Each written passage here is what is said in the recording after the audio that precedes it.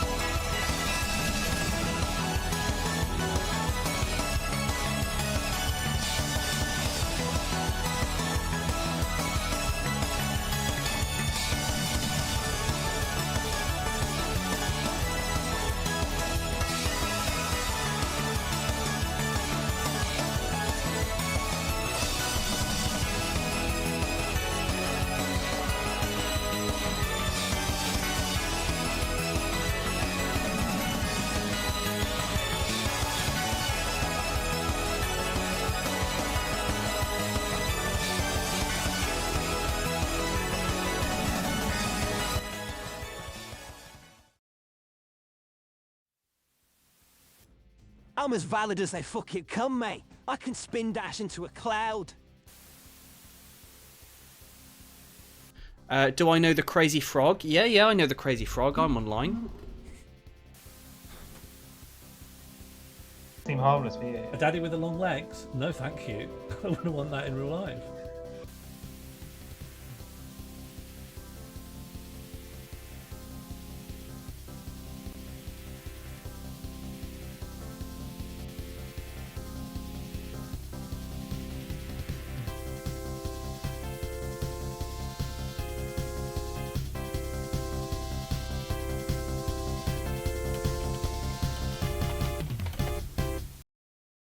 Hello? Hi? And wow? It's me, Twitch streamer 𝚱𝚎𝚌𝚘𝚎𝚎. What the? Oh, someone more warped. I didn't know it would do that. I didn't know it would set me up for that. That's fun. Can I undo that? Oh. Excuse me? Hello, everyone. It's me. Internet Sean Morley. It's Sean Morley's own Sean Morley. Something is up with these clips because it did 3, including the KOT cameo, which I think it's funny to put 1 clip of KOT in there, and then it didn't do the others. So I'll make a note of that. How do they work? I just downloaded a bunch of little clips. I cut them to 5 seconds long, and then it randomizes when they play in Sammy. How are we all? Let's get back on the ship. It's not better, is it? Does this? Yeah, here we go. Goodbye. Would I like Dirty Pete for your clip collection? Could you tell me what that is? Is the capybara all right? The capybara is doing fine. In fact, the capybara is doing better than ever because it had. I noticed that it had this kind of calcified scaffold inside of it that wasn't allowing it to form any shape it wanted. So I've removed that. It hasn't been able to get off the bed in a few months, but otherwise it seems happy. Okay, so I'm hearing that a good Pete doesn't know what Dirty Pete is. So this is concerning. I believe Dirty Pete's like a Dirty Sanchez. I don't 100% know what a Dirty Sanchez is. And if I play my cards right, I might avoid ever gaining that knowledge. It's a clip of our friend, a good Pete, doing an impression of the actor Leslie Grantham, who played Dirty Den from EastEnders. Oh, that sounds all right. Is it non-Newtonian, so when you touch it, it's the device? No, it's actually the opposite. It's relatively solid as it is, but if you touch it at all, it pops like a bubble and turns into pure water.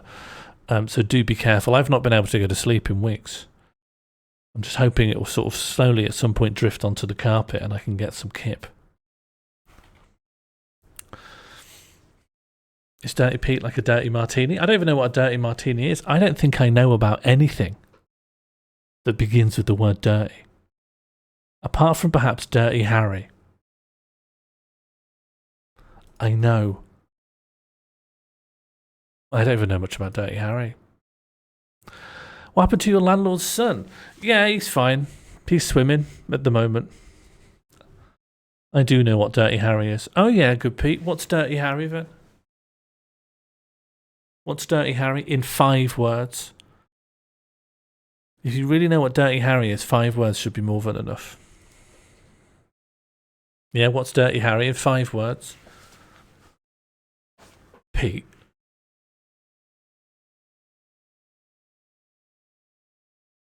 Thought we might have transformed a cat. No, the capybara isn't related to my son. I have no blood relation with the capybara. I think it's just my concierge that the Bob Hoskins in a film. In 5 syllables, dirty haiku.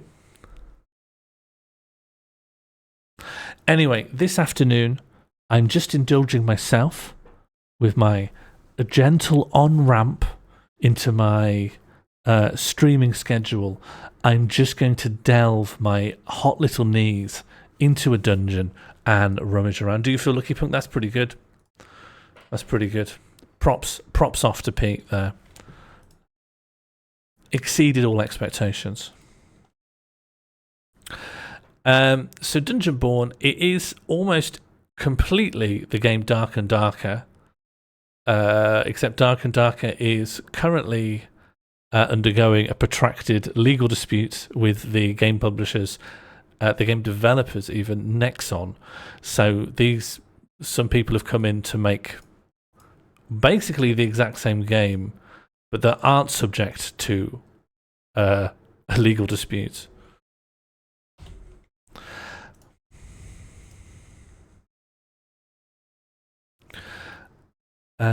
Let's get the sounds through. So all the game is that you're going into a dungeon and you want to loot things. You want to loot trinkets, items, and then you want to get out again. It's got a Fortnite-like circle that sort of brings you in. And in addition to monsters, there are other players who are trying to do the same thing.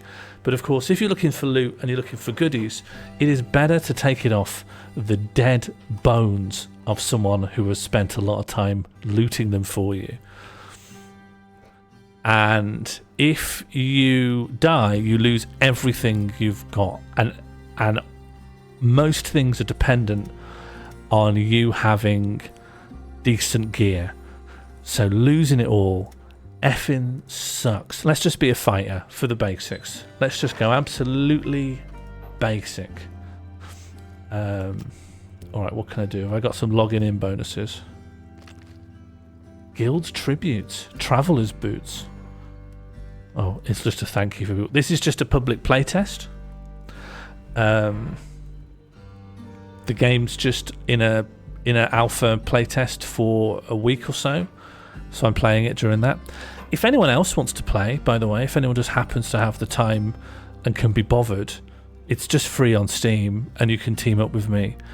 Should the like, but until that time I'll just be doing the one player map, wherein 16 people are thrown into the dungeon. If you can get out, great. Otherwise, you will die. Does this guy have anything? Some healing potions. Good, we have some heals.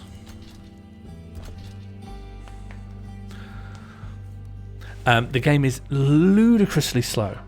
Your walking speed, you cannot run. There is a jump,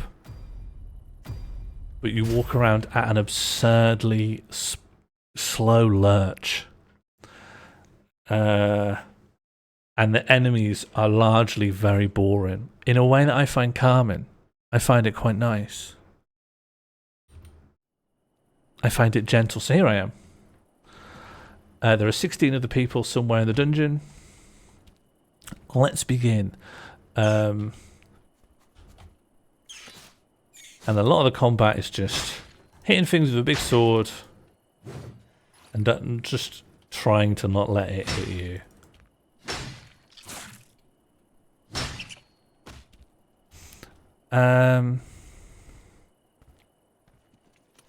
But mostly, with the exception of some like boss level things, we're not too worried about the enemies.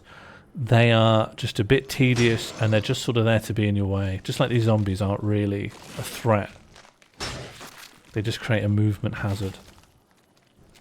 We are currently a fighter, which is your absolute bread and butter sword-wielding guy. We've got two abilities on a cooldown. One is to spin around with our sword, and the other is to rush forward, which, given how slow you are most of the time, is... Here, we'll do a spin now.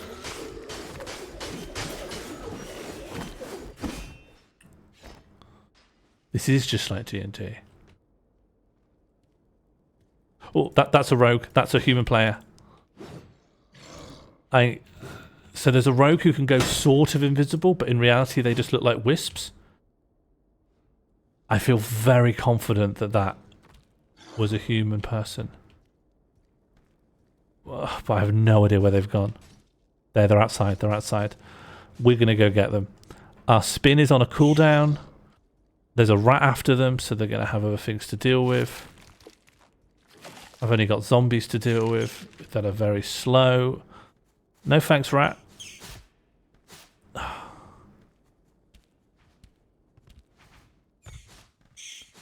Spin.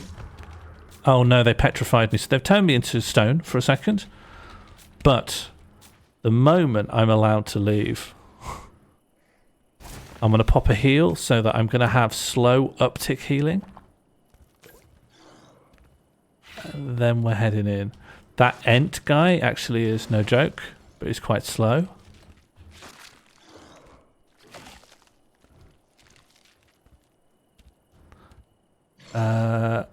Okay. I want to... There's a human fighter in here somewhere. If I could avoid the Ent.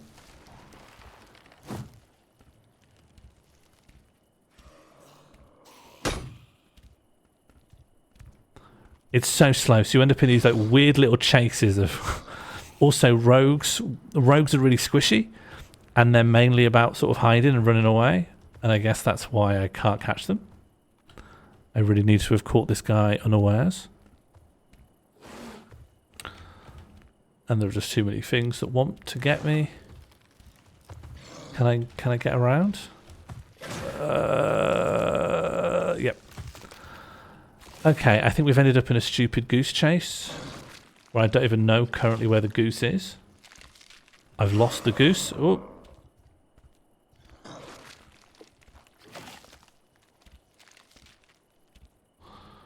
We're looking for signs that someone's been through here.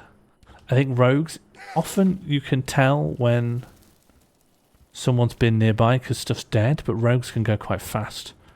So they're not really bothered. This is a different guy completely. In we go, and we spin.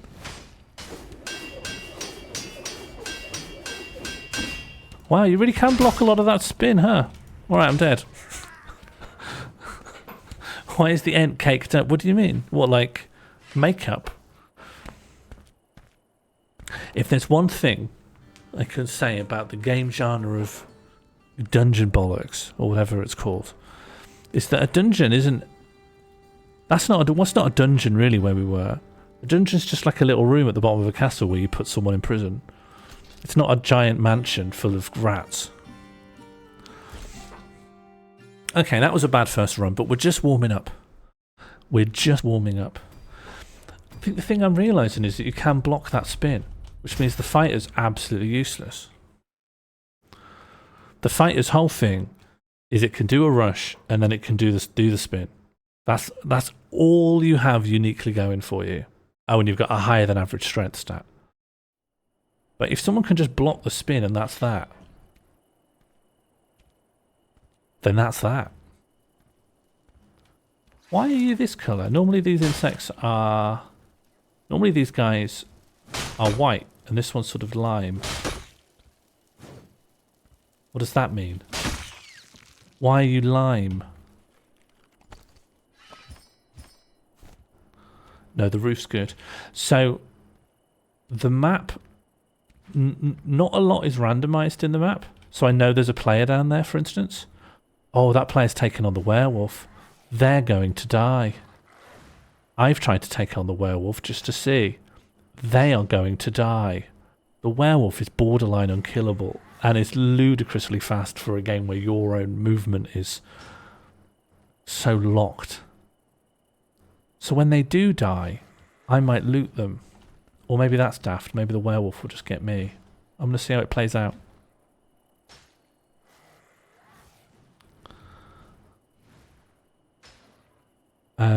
Because you see, the movement's very, very slow. And the werewolf can just jump around at a ridiculous speed. But if you can kill the werewolf, you've got some time to look in this golden chest. I have never looked in the golden chest. I'm interested to see what's down there. And if that guy can kill the werewolf, I should not bother this person. I should give this person an incredibly wide berth. They're going to do it. Look, they're still going. Shall I jump down? Shall I just get involved? Just for fun? Shall I just get involved for fun?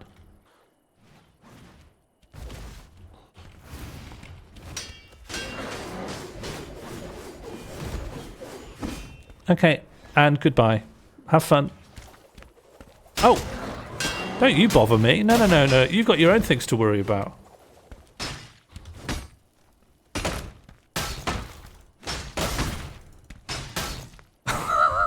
Yeah, I shouldn't have gone down. I just thought it would be fun. They just dealt with me. They dealt with me and continued to fight the werewolf. Fair enough. Hey, now here's a guy with no worries. I have no worries. I have no problems. Right, let's be someone else. There's a bunch of different characters. I honestly thought the fighter was unmatchable. Let's be someone else, but someone who's relatively simple. There's a sword master who is your other physical sword user guy. Except they use swords as a resource. You've got 2 abilities. You can throw swords, up to 4 swords. However, once you've thrown 4 swords, they're gone. So in order to use it again, you not only need to wait for the ability to cool down, you need to find 4 swords. And your other one is you can spin a sword around you, like magically. That also uses a sword. And they're just gone. They don't land on the floor, so you can pick them up. They're just gone. So you've got...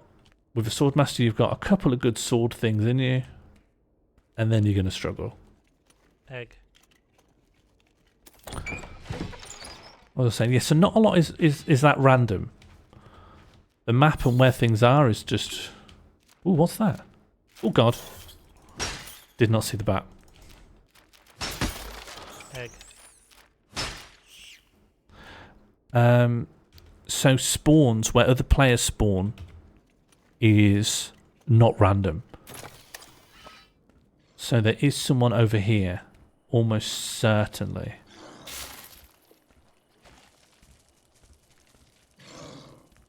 And I'm going to go find them.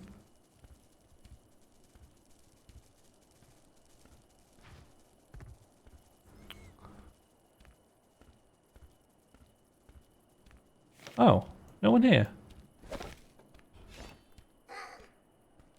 Oh, okay. How many are left of what? The lack of soundtrack. It's very early access, and it's also wildly derivative of another game. There's just something about the slow paranoia of it. I don't...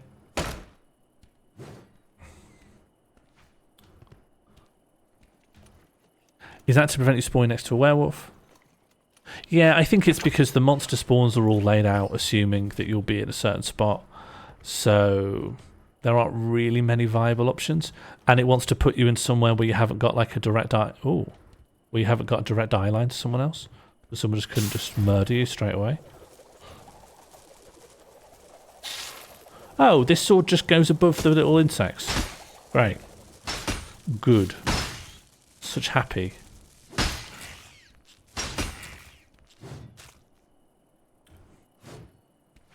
You could murder an egg? No. If it was fertilized, you could, yeah.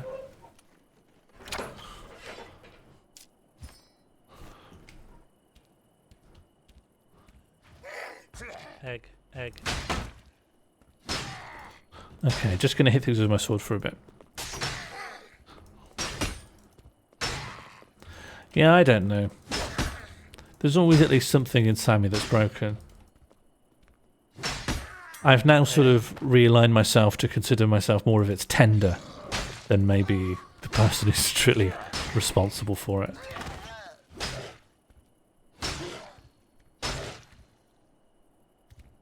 Come on. Yeah, do be careful with the eggs, so we are going to run out.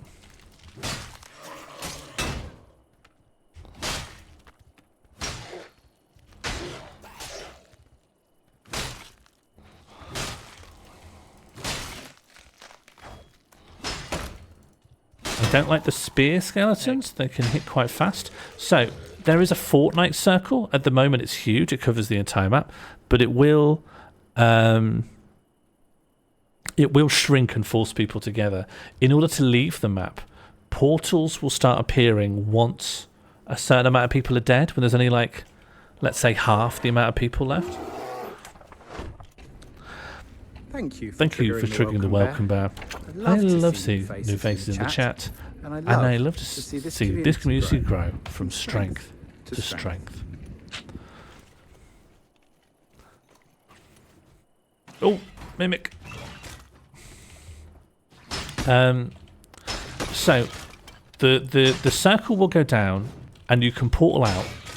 But as you portal out, you will broadcast your location to the entire map. So if anyone wants to take a pot shot at you while you're very slowly opening the exit portal, that's their chance. However, you can avoid broadcasting your location if you have a scroll of some kind. Oh, hello. Hello, everyone. Welcome. Thank you very much to 𝚱𝚎 for the raid. Shout out to 𝚱𝚎. I currently have an obnoxious plays a little clip shout out script that I'm rolling out. Back. No, it did drop. Everything dropped there.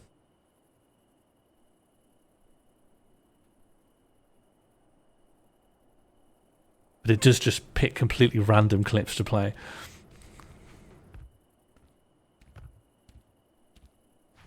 Or it's broken. Or it's or it doesn't work. Yeah, it's new. I might it's not even functional. So maybe we I don't know if it's a me problem or an OBS problem or a Twitch problem, but I did see everything drop. Thank you for triggering the welcome bear. I love to see new faces in the chat, and I love to see this community go from strength to strength.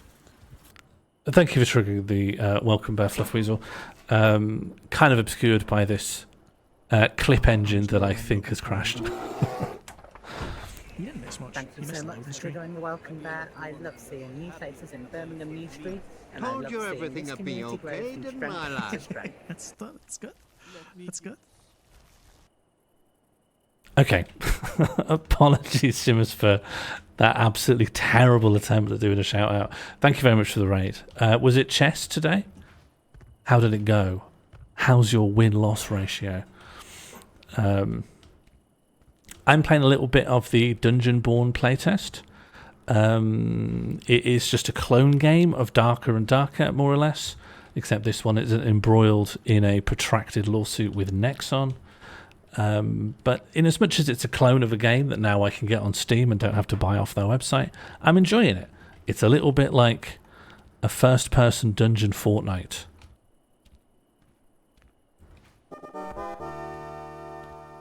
Thank you for the follow with Danger. You're just going to see me wander around and very tediously hit like zombies and skeletons for a bit. And occasionally another player will see me and just kill me instantly. No problem, 𝚱𝚎.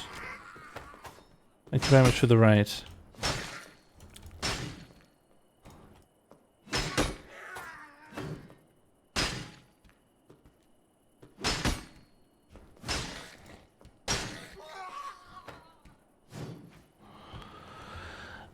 Yeah, so it's a loot extraction game.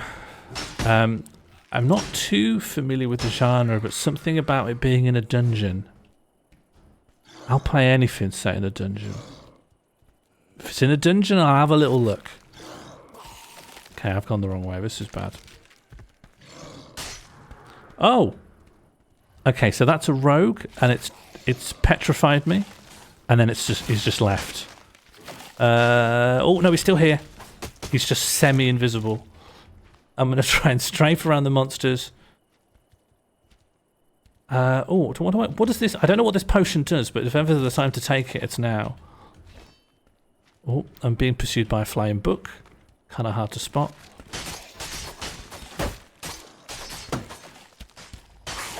I'm dead. I'm dead.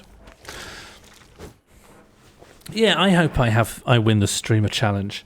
I did see that and thought, wow, I should stream this. There's probably no way I'll stream enough to be eligible to win the streamer challenge. But this is maybe a couple of hours notched up.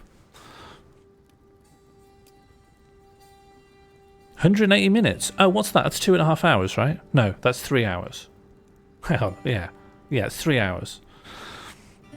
I'm not going to do 3 hours today, but I think I could maybe rack up 3 hours. I think my aim is to win it and get loads of in-game rewards just as the playtest is shut down. Maybe we should be a rogue. Every time something goes wrong, it's because I meet a rogue. Or anyone else. Or anything happens. Whenever something goes wrong, it's because anything that's happened. I've moved anywhere or I've met anyone. So I think if we're a rogue, we can get around that. Have you played any Power World? Yes, I've played a lot of Power World. I have lost a significant number of evenings to Power World.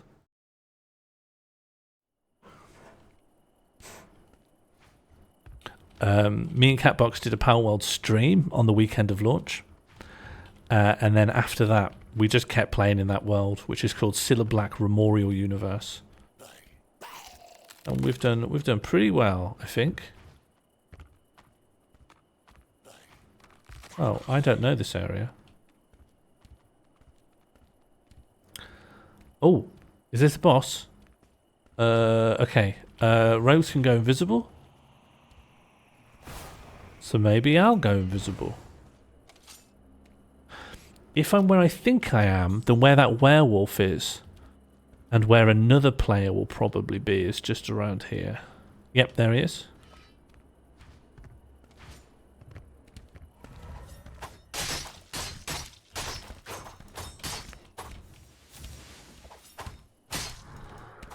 You turned me into a stone guy.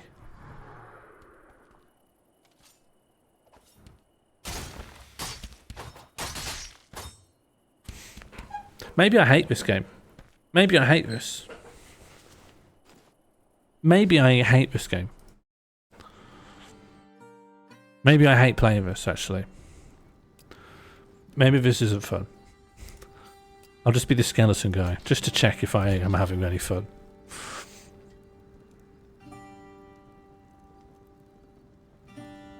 Maybe I hate this. Maybe I forgot that I'm impatient. And I just can't wait for an opportunity. I just run at people.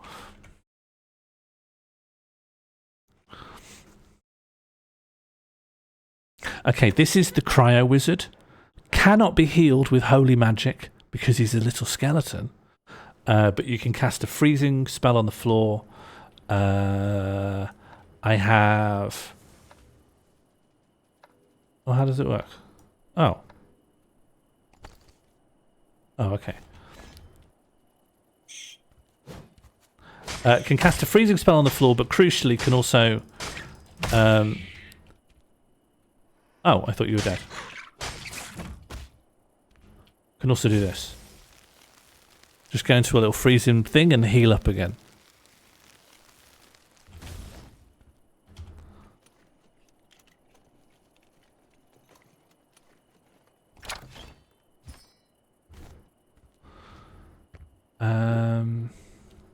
And then the freezing thing looks like this. I won't do it here, actually. Oh, what are you doing up here? Why are you here?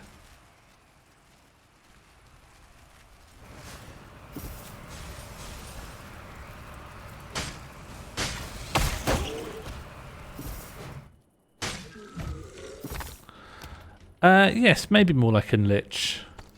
I just have elemental powers. But crucially, when you're playing solo, any way of healing is really useful. Because while you can like buy healing stuff, you lose them. You know, you're just constantly hemorrhaging money on healing items. Because a lot of the time I die. Most of the time I die. All the time I die.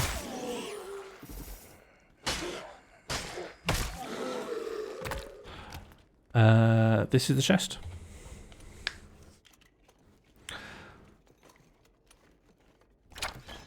Oh, what's that? No, don't do it, don't do it, don't do it, don't do it. If I could just freeze this person, if I could just freeze them. Okay, we're good. They're going to get frozen. Oh, they petrified me. They petrified me. Very sad. Very sad information, really.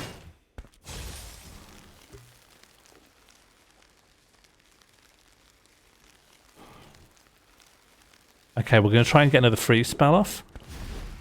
They might not realise my cooldown's quite low for it. Dead. I got my first kill. They have nothing useful. They had nothing on them. Absolute waste of my time. Yes, there has been discussion of egg in the Discord. Yes, I will be pressing charges, of course.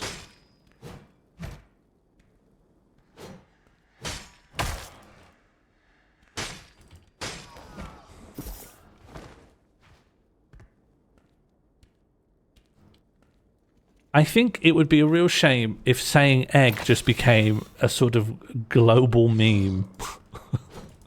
I think that would really take the sheen off of the pointlessness that we've managed to create around ourselves.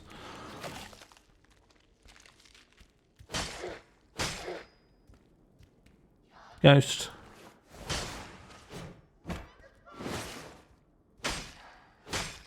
Mug tree. Yeah, you're right. There's no mug tree, is there? I don't know what accompanying words you said with that because I've got to look at this ghost.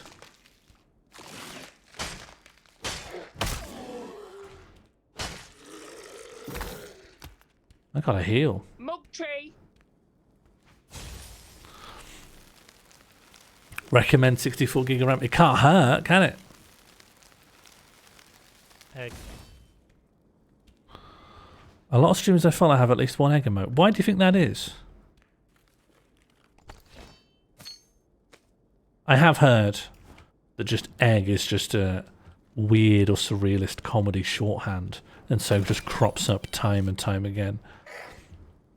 I wasn't sure I believed it at the time, but I couldn't tell if it was some kind of Bader Meinhof, but egg does come up a lot in a lot of different contexts.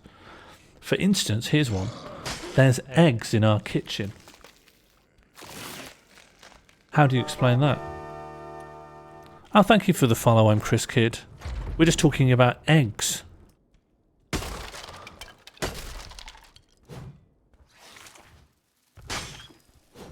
Egg. Also, by the way, don't expect any good Dungeon-born play here. I'm easily distracted and not very skilled. Egg. As you can see by me struggling to kill this fly. Maybe I'll just freeze this guy. Some enemies have a shield. It just makes them very boring. It makes them very boring to kill. Egg. Egg. You're only here for eggs? Perfect. Then you'll be happy. You will be satisfied.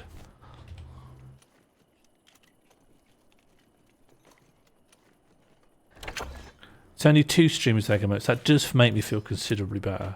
And I know it shouldn't. I know it shouldn't. People are always telling me not to gatekeep egg. But I can't help it. I want to be the only egg. This is what I want. And now I'm leaving. I need to take down the crossbow guys. Otherwise they will crossbow me to death. And do you have a crossbow? Yeah.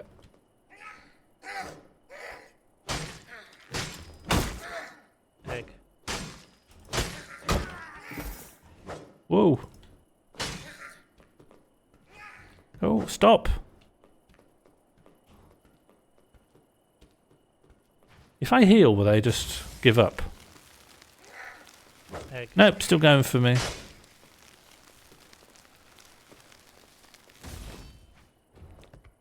Please, give it up. Also, enemies can hurt each other. They don't tend to get in fights with each other. But if they do a wide swing, they could just clip each other in the face. Can be helpful. Why not share the eggs? Do you want an egg? I'm Chris Kidd.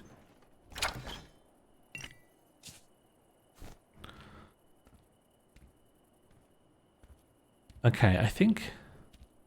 Egg? Oh, egg. Hello, Rosanna. I hate when enemies use block. Yeah, I've never enjoyed an enemy blocking my attacks. Nor will I ever. Probably.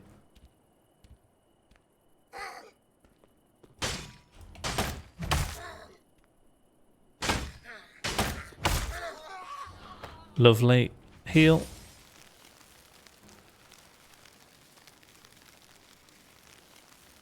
So again, this game has Fortnite rules, Egg. at least in as much as it has a circle.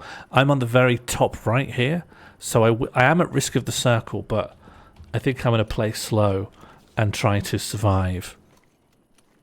What's my preferred egg? As in, like, what beast? From what beast?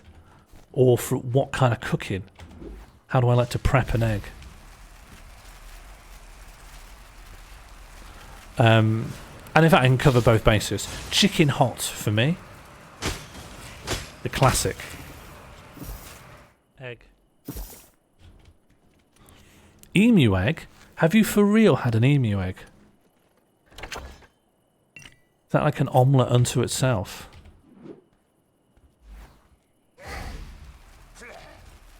Oh yes, welcome Mod Rosanna.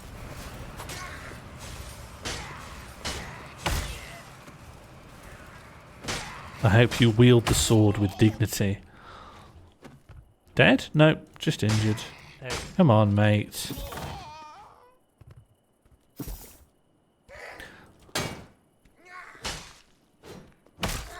The thing that's not realistic about a lot of dungeon games is that everything wants to fight to live. Whereas there's got to be a few things being like, yeah, fair enough. Here it comes. Oh, ring's coming. You've possessed an emu egg. How did this happen? This alone raises questions.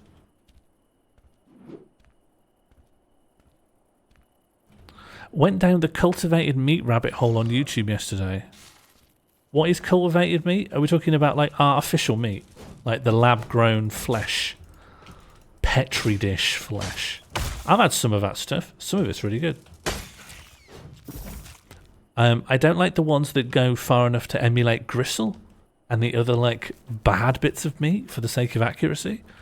I think if we're doing fake meat, we should just think of, you know, how good could meat be if evolution wasn't a factor? Why couldn't there be jelly in there? Hello, Oracle. How are you?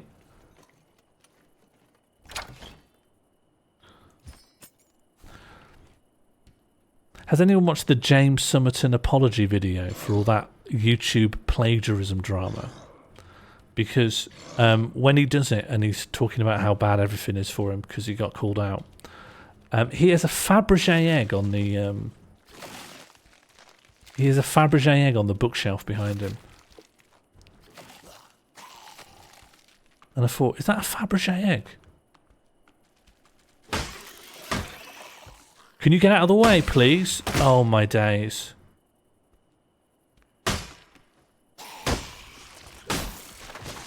Egg. Oh, dead person. Dead player character. What happened to you? Well, you didn't get any good stuff. What's this game? It is a dungeon PvPvE looter extractor. It's my brief review is it's very slow, meticulous, and paranoid. Other players, just like any game that has a kind of PvP element, other people will just come and get you. But it's fun. The whole idea is that you're building your character up to be stronger, mainly by going into the dungeon, getting loot and better items and coming out, and then you can sell your trinkets and equip your gear. But if you die, that's it, you've lost it all. It's fallen on the floor and they've took it. Or if you die to a rat, they don't even take it. It's not even going to a good home. A rat will just look at it. Rat can't put these boots on. Ow. Like I've just been shot in the ankle by a goblin. That did a third of my health.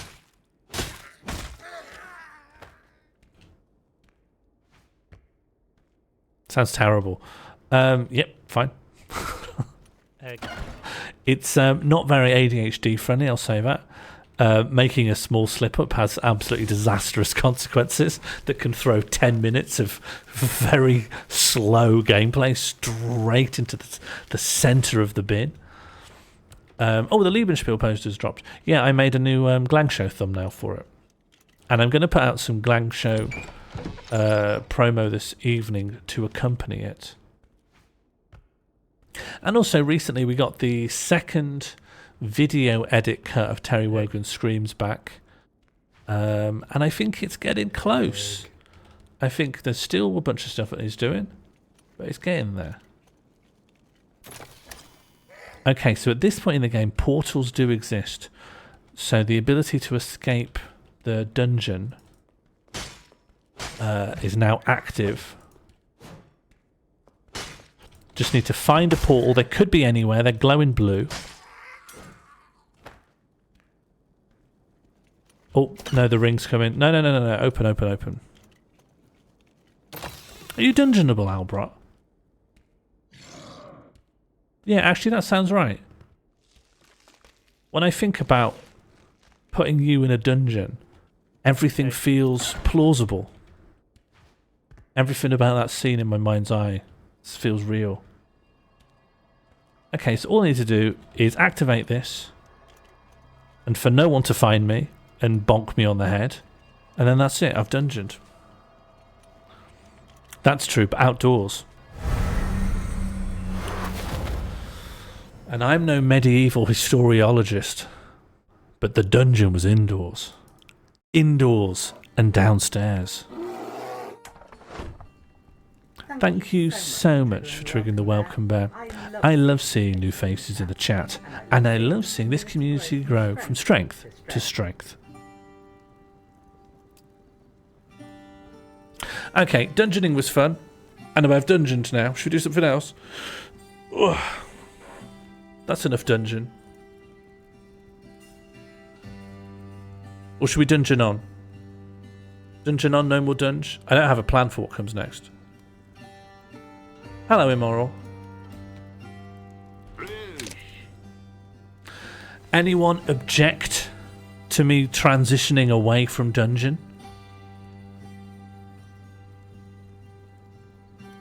We could watch some... No, not at all. I didn't think so. No one came for dungeon. They came for me, streamer 𝚱𝚎𝚌𝚘𝚎. And for those of you lurkers who did come because of the tag, I'm sorry. I'm sorry.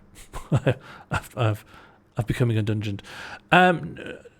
Yeah, I'm undungeonable. I only came in for loot, and then I left. That's good dungeoning. That's good dungeon praxis. What are we watching? Do you want to watch a really obnoxious travel YouTuber? Do you want to watch an obnoxious travel YouTuber with me that I hate? I should change the tag and stuff. Put it in just chat. But I'll let the message still say. What should this be called? I think I'll keep the title. Is it that woman again? No. It's even worse. It's honestly the worst of the worst. I've in this last year and a half, I've secretly gotten really what's the word? Like badly into not even irony diving, just hate watching. That's it. It's already a phrase. Hate watching the most obnoxious end of travel YouTube. And I have to say, I would like to see who can topple this guy off the throne of the worst one. He's called Trek Trendy. His name is Will. He talks like a Tory. He reviews luxury travel. And what he does is he goes on really expensive luxury things. He always talks about champagnes like you're expected to be familiar with them. So if he has a Dom Perignon, he calls it add a bottle of Dom, and he only ever eats beef. And if there's anything that's a bit more complicated on his palate, like, fish, he always says, and then I asked him if they had beef instead, and he always just wants to eat Wagyu beef and have a bottle of Dom. I don't like him at all. Are any of these jumping out at you? We've got 24 hours in the world's best first class flight, 12 hours on Air France first class. This is just other things. Okay, +8 more. First class on a luxury Alaska cruise. 52 hours from London to the Arctic by sleeper train. Avoid this one because it will be independently interesting. And that will detract from the psychological analysis of Mr. Trek Will Trendy himself. Does Sean know that there are Disney influencers who only talk about the parks? There are the Disney food influencers who only talk about the food in the parks. The more niche to us it can be. Oh, you watched the Tokimekis? They're honestly a great game to try playing if you want to start trying to play a game in Japanese. It only assumes sort of the knowledge of a secondary schooler. However, it's very hard to look up the kanjis and everything's a bit pixelated because it's an older game. So, not the best thing you can do. First class on the longest 747 flight, USA to Japan by luxury cruise. 120 hours of the Orient Express luxury sleeper train. 15 hours on Japanese first class flight. 72 hours on ultra luxury sleeper train. I find the Disney adults thing too complicated because I find thinking about Disney adults to be like the end boss of whatever has been fascinating me for the last year or so. Because I know that there are... I think I'm friends with a lot of like neurodivergent special interest people, and I've known a lot of people who are like into Disney or go to the theme parks. And I also think that's adjacent to people who are really into just theme parks in general. And I don't think being into theme parks is in any way bad. There's something about centralizing like this very aggressive media conglomerate as the only safe, happy place in your entire life that I think makes me feel a bit bad. But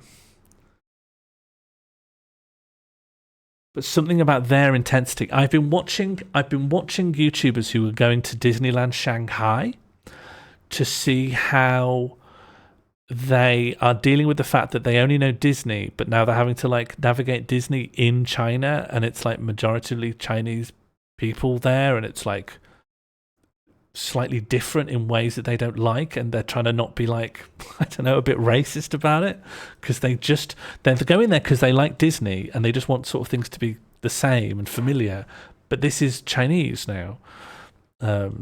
I don't know, it's all a bit heady, whereas this guy is straight down the line, frictionlessly hateable. Alright, where should we start? Let's just go on his channel, like what?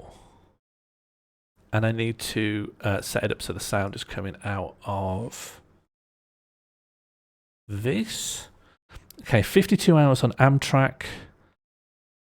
I think him getting a flight, because flights are so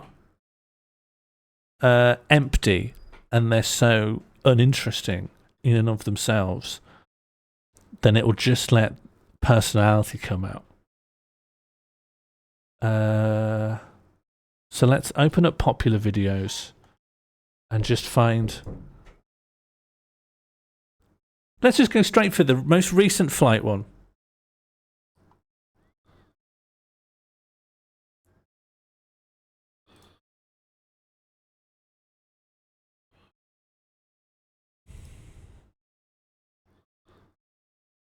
Bedrijf beter beschermen is makkelijker dan je denkt. Zet gewoon het schuifje aan in de Mijn KPN Zakelijk app en de eerste stap is al gezet. Altijd gratis bij zakelijk internet. Ontdek meer over extra veilig internet. Oh yeah, the guy's huge. The world's best first class for 24 hours from Singapore all the way over to London. With 3 flights to take, each will get better and better. Finishing in the Residence, a 3-room apartment in the sky. All this does not come cheap though, costing over $20,000. But today... Okay, so straight away you've just gotten a little blast of him. You've gotten his kind of Radio 4 voice. Hi, we're about to do this and this. Wow, Sean thinks it's uninteresting to slip away from gravity 𝚱𝚎 to take flight, piercing the heavens with naught but our will and ingenuity. No, because he wouldn't say that, would he? Albright, he would never say that. He'd say, hi, we're about to go up into the clouds on one of the best and most expensive flights that first class flying will allow. He'd say it like that, then he'd say exactly how much it costs, and it would go ka-ching, and then we cut. This is a perfect shot to cut on. His eyes are shut because he's shutting it to savour the taste of this champagne that he's in this weird hairdresserly cubicle to enjoy on this like gamer chair strapped onto a Boeing. And he always, who is this prick? Brent Santa, this is the most annoying travel YouTuber. He always wears this NASA top. I don't know why. The hairline is doll-like. Yes, I can see that. That's a very perfect hairline. And this fade. You're joining me on this adventure across the world. With that, let's pick up our journey in Singapore. Well, good afternoon. I'm on my way to Changi Airport to catch our first flight. Traffic permitting, this should take around 20 minutes from Marina Bay. There's something in it. A lot of, the people I get really into aren't doing anything obviously wrong. And I don't know what it is. It's just vibes. I mean, there is something for taking a million world-class fights just in a circle for no reason. The other person I showed you before, Emma Cruises, her most recent video, or one of them, is she took a river cruise through Germany, but the river had flooded, so it like delayed and diverted the trip. And I thought that was really funny. Someone who goes on cruises, the most polluting like vehicle in the world, like watching climate change happen around her, but she's sailing on the waters of this river that's broken its banks due to climate change. Well, hello there and welcome back to the channel, where we begin the next 24 hours in first class. Let's head in the terminal and go and get checked in. We'll begin our journey in Terminal 1, where I'm flying a brand new airline. Nestled in the far corner of the check-in hall is 𝚱𝚎 Airlines, a Taiwanese carrier which only launched back in 2020, albeit in hindsight perhaps the worst of years to launch operations. Let's go get checked in then at the first class counter. At the first class counter. With formalities taking just a few moments. With my boarding pass... Are these advertorials? Strangely, no. I find this really interesting because sometimes he does stuff. He goes on these like insane old world luxuries, Orient Express stuff. This is my least favourite travel YouTuber. It's Trek Trendy. But when he will do a sponsored ad read in the middle, which could obfuscate the fact that because there's some law, either a law or a regulation or restriction that you have to declare if there's in any way some kind of paid advertisement in your video. But you don't need to specify exactly what in a way that the public can see. You just need to have a little thing that will ping up and it will say, this contains paid advertisement. So you could obfuscate the fact that you've been paid to go on the craft that you're reviewing by doing an ad read in the middle, because the audience would assume that the middle ad read is why that marker is there, and they wouldn't necessarily think that it's also there because you're not an impartial reviewer of the craft. I don't know. That's me being cynical. In hand, let's head through security. Thankfully, Singapore being Singapore, it's super efficient, and I'm airside in just a matter of minutes. Now, 𝚱𝚎 don't have their own lounge facilities here in Changi, so I'm invited to use a third-party lounge upstairs. Sadly, not the wonderful Qantas First Lounge, which I used during my layover, flying for 24 hours back from Australia last year. Instead, I'm offered the Mahaba Lounge, operated by Dubai-based Donata. It's not a bad spot for a brief layover, and most importantly, they do offer an ice-cold DC, which is always a bonus. Hang on, what did he call Coke then? DC? Oh God, Diet Coke! An ice-cold DC. That's what he's like. Luckily, I want to get to that whole line again. Operated by Dubai-based Donata. It's not a bad spot for a brief layover, and most importantly, they do offer an ice-cold DC, which is always a bonus. Yeah, I see DC. KLM Holidays pakketreizen naar Curaçao en New York. Nu in de aanbieding. Boek het hele... I was watching a true crime video recently, and it was an American, and they described someone as there was a report of a man. No, it was that kind of almost AI sounding voice. There was a report of a man holding an ASDA bag, and several times it talks about an ASDA bag. Do you know about the Robot Wars affiliated murderer, a good Pete? I won't discuss it here. Too long before we have to head That's to content the for your gates. stream. So let's navigate through the busy terminal all the way over to gate C1. One thing many get caught out with in Changi is the gate security, which can often get quite congested last minute. Not for me, however, as I marched over to a special cordoned off first class area, whilst I take in our gorgeous 2-month-old Airbus A350 aircraft. Right, shall we go and get on board then? I'm escorted down the Right. jetbridge by a friendly Starlux employee who introduces me warmly to the crew. Let's step into the one and only row of first class. As is the norm in first, I have an entire overhead bin to myself, while I put my rucksack in the footwell and settle into my suite. There's something interesting about this guy who's obsessed with, like, luxury travel does have this, you know, the romance of corporate elite culture of being in luxury travel is something that a young Tory could admire. But the idea of emulating it when you have nowhere to go, so you're just going around in circles, it's quite funny. It just reminds me of people who go on circular route buses because they're cold. 1 Alpha. I'm promptly offered a cool towel, some nuts, and a refreshing glass of local Taiwanese pink sparkling wine. Let's get that seatbelt fastened then, as the safety video begins to screen. 救生衣在您座位下或座位旁，将黑色腰带拉至前方，扣好，拉紧。本班机全面禁烟，包含禁用电子烟。And now we're taking off. He might use a weird word to describe takeoff. One I've never heard before. Maybe not. So what does our first leg look like? We'll fly for the next 5 hours, some 2,000 miles, Yeah, over I to can count. Taipei International Airport, all ready for our next first class flight this evening. It's not all too long before we reach our cruising altitude of 35,000 feet, so let's get that seatbelt off and get comfortable. There's a lot of the way he writes. There's a lot of it's this thing happening. So let's do this and let's do that. Let's get the seatbelt off and let's get a plate of beef. This means booting the Tims off and getting these super I've watched several of his videos. He always wears this exact outfit, and he always refers to his shoes as the Tims. I'll pop the Tims on. Yeah.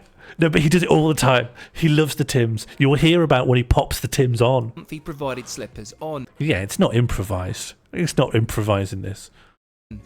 Writing doesn't... The idea of something being written doesn't confer any element of quality. It just means someone scribed these words down before saying them. Before we take a proper look around, let's get lunch ordered. Today's menu is enclosed in this beautiful leather-bound folio. And my word, given we're on board for just over 4 hours, the selection is very impressive. Oh, I like this. I like this, the page turning thing. It literally, it feels like Shenmue. With my order placed, let's explore this Airbus A350. There's a total of 306 seats across 4 classes of travel. We'll focus on the one row of just 4 first class suites, which I'll have entirely to myself today. Each suite is cocooned in a 70-inch privacy screen, complete with fully closing doors. I've selected Seat 1 Alpha, which is my go-to for a solo traveller. Finished in black and grey leather, suede and rose gold highlights, it's a lovely place to be. I am actually playing Like a Dragon. I played it like this. I played Like a Dragon 1 Kiwami, Like a Dragon 2 Kiwami, then 3. Oh, that's a rough touchdown in reality. Suddenly finding yourself in 3 after playing 1 and 2 Kiwami. Then I played 4, then I played 5, and now I'm playing 0. And Zero feels like we're finally getting back to how much fun I was having at the beginning. But I did enjoy shooting the bear in 5. It's well thought out too, with ample storage space for your essentials as well as an in-seat minibar. Let's get that tray table out then. Let's get that tray table out. It's going to be beef. It's going to be beef. A phenomenal 2014 Bollinger, which retails at $190 a bottle.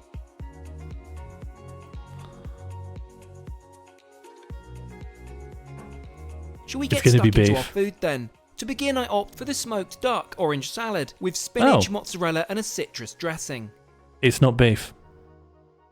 After another top-up of the Bollinger, we'll move on to soup of the day, which is a lobster bisque dressed with watercress. For a curveball instead of my usual steak, I've opted for the Singapore soft-shell crab in a sweet chilli sauce. My word, what a choice. This is the second my to close, word. I go for the seasonal fruit platter. I've got to balance it all out, right? Before trying out the bed, I think I'll freshen up in the forward lavatory.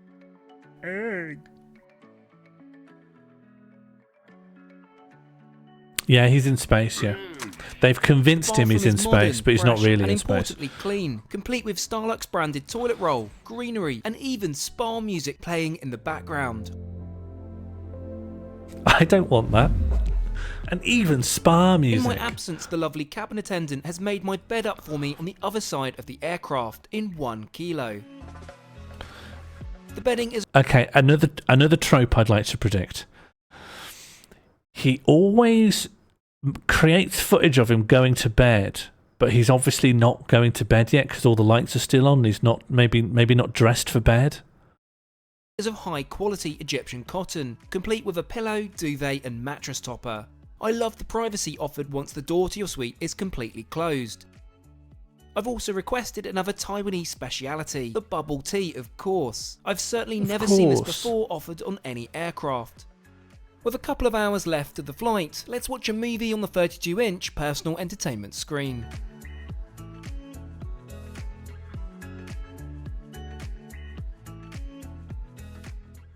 Feeling thoroughly relaxed, I'm informed we're near...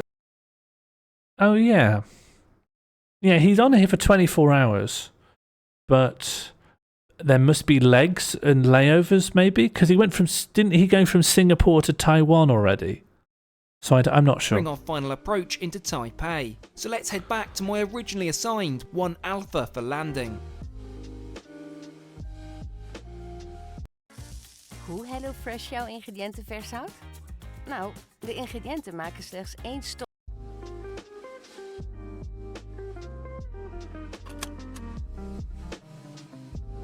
Are there 24-hour flights? Is there any route where you can be on a plane for 24 hours? Airport. We have a brief layover here before connecting onto Emirates' new first class. I'm met directly off the plane by a Starlux representative who has... Well, I don't know. They're not getting a lot. I mean, Starlux is being name-checked through the teeth here, so that's quite probable. But he's got to do other airlines. Maybe. I presume. In some of them you see his dad, and his dad feels like some connected and a bit nouveau riche, and so quite possibly there's some familial connection that allows them just to get this as a freebie. Escorts me over to the waiting airline branded buggy. I love the additional effort for first class passengers here. You certainly don't get this on British Airways. I think his dad is the plane, in a kind of Evangelion way. As I've got checked baggage and I'm connecting to another airline, I'll have to pass through immigration and collect my luggage. Therefore, I'm driven directly to the correct queue. Thankfully, I didn't have to wait long, and to my surprise, my bags... I hate every time he goes through an airport, he does that same graphic of a stamp going onto the same spot of the same empty passport. Already waiting for me for my onward connection. Starlux was incredible, I think, as you've seen, but it's only going to step up another level as we go and check in for our next flight. So let's go and do just that. Our next check-in is located at counter 23, and you've guessed it by now, Emirates is beckoning. I'm going to fly their new A380 first class, something I've not actually tried before. Around 20 minutes later, I make it to the counter. Formalities are swift, and within moments I'm able to load my luggage onto the belt. Formalities are swift. As my boarding pass is issued. Now unfortunately, Emirates or indeed any other carrier don't seem... And just that intonation he's doing, right? That's not anyone's natural speaking tone, right? That's someone who's trying to put on kind of like a telephone voice. It's their best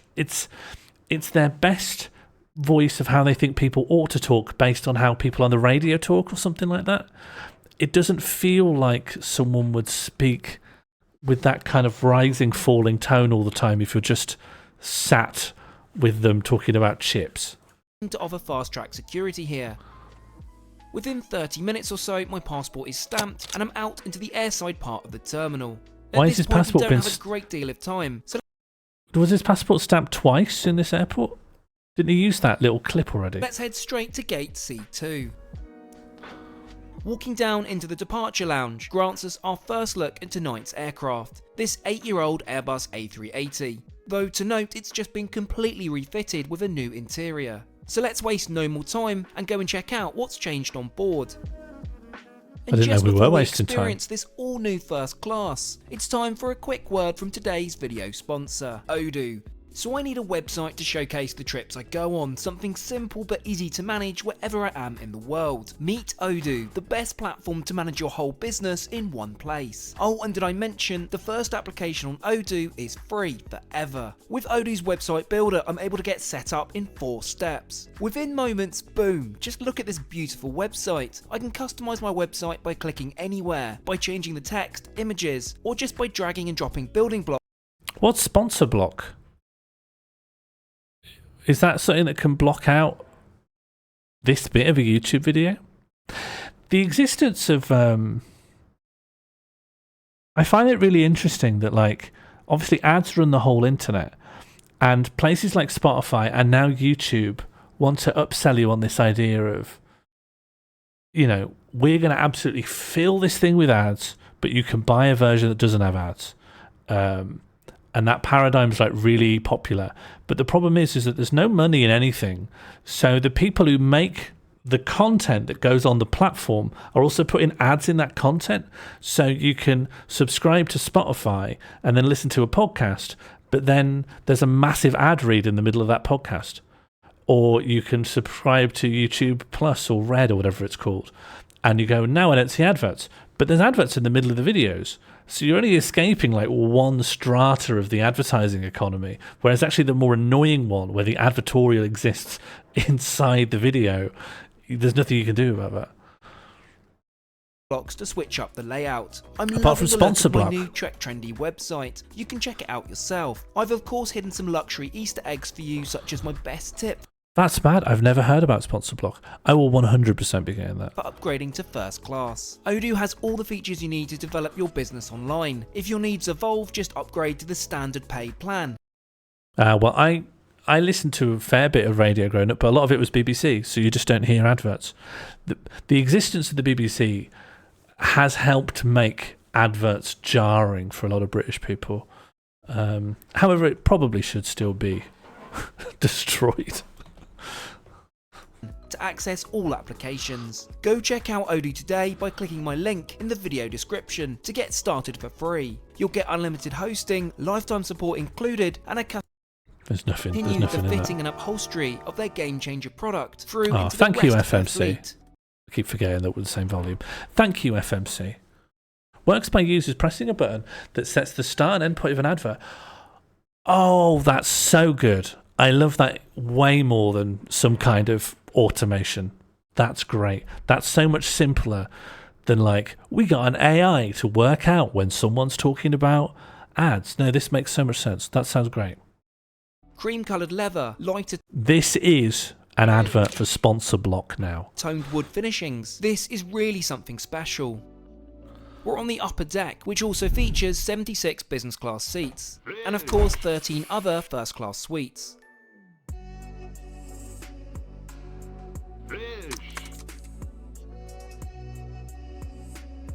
Key standouts of the suite to me is the now famous pop-out minibar, writing Oh, kit, hate and it. tablet to control every Writing kit. suite to me is the now famous I do not like this. pop-out minibar.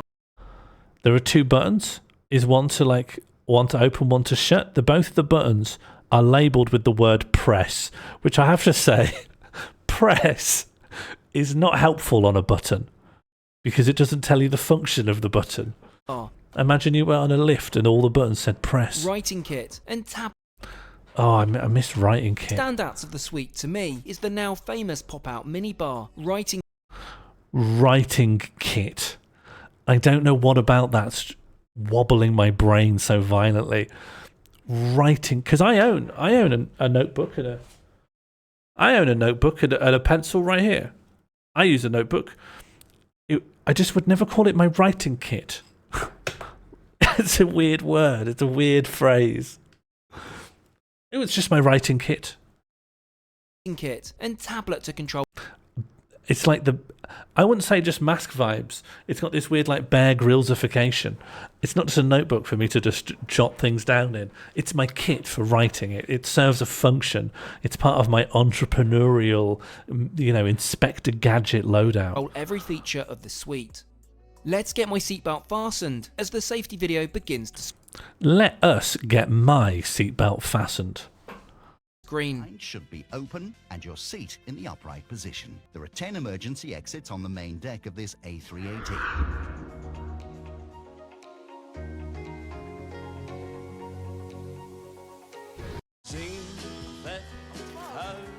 It's Ziggo. Zoek in één keer door je tv-zenders en streamingdiensten. Of Minions. En vind razendsnel wat jij wilt zien. Standaard in jouw abonnement. Ziggo. Maak vandaag fantastisch. Evany Online. Now this is an advert. This is advertising. He should put he should put this in his video. This is advertising. I want an add-on that only shows me adverts like this.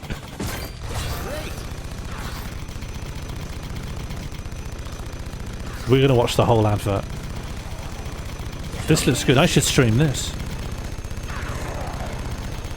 Look at this. Do you know, this tells you a lot about our society. Oh, that's a shame. So, what's the plan? We'll fly some 4,000 miles over the next There he 10 is. hours, all the way to Dubai in the United Arab Emirates. It's In not the long United before we reach Arab our cruising Emirates. altitude of 35,000 feet. So let's get dinner underway, given it's nearly midnight. Emirates have a pretty extensive menu in first class, ranging from breakfast to a full 3-course meal. Upon placing my order, I'm offered some champagne. Emirates are currently serving a delicious 2013 Dom, and who am I to say no? I don't know why. Maybe he does it with Dom, but he never calls it by its own full name, right? It's like Dom Perignon. What is it? Dom Perignon. Dom Perignon. So Dom Perignon. But he just calls it a Dom. I just had a Dom. Pain. I really... How much of this, if any, do you think is layered on just to annoy Emirates people? are currently serving a delicious 2013 Dom, and who am I to say no? And who am I to say no? What do you mean? What do you mean by that? I didn't have the authority to not drink it. Let's get my tray table Perignon. out Oh, then yeah, in okay. preparation for our dinner. Well, it wouldn't be a trek-friendly Steak. video Beef if I hadn't steak. gone for Beef the steak. caviar now, would it? Served with the usual culprits of grated egg, sour cream, and finely chopped onion. It's the usual culprits of grated egg. Also, I kind of like, because obviously he's got to film himself. He never does a big like, I'm talking to. He actually, strangely, this is a bit like Emma Cruise's as well. There's never any bits where they're actually on the craft, on the vessel, where they talk to the camera. They get footage of themselves on it, but always like from a third person perspective. They're never like looking to the camera and saying, "Oh, I'm on the plane. I'm eating this. It's yummy." They're always they're having to be like, from over here. They're just pretending they're just on their own.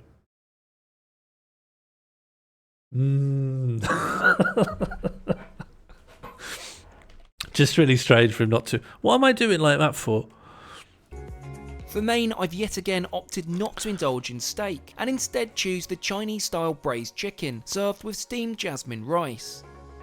Oh, there he comes. Look at this. Chinese-style braised chicken Look at him slide served forward. with steamed jasmine rice.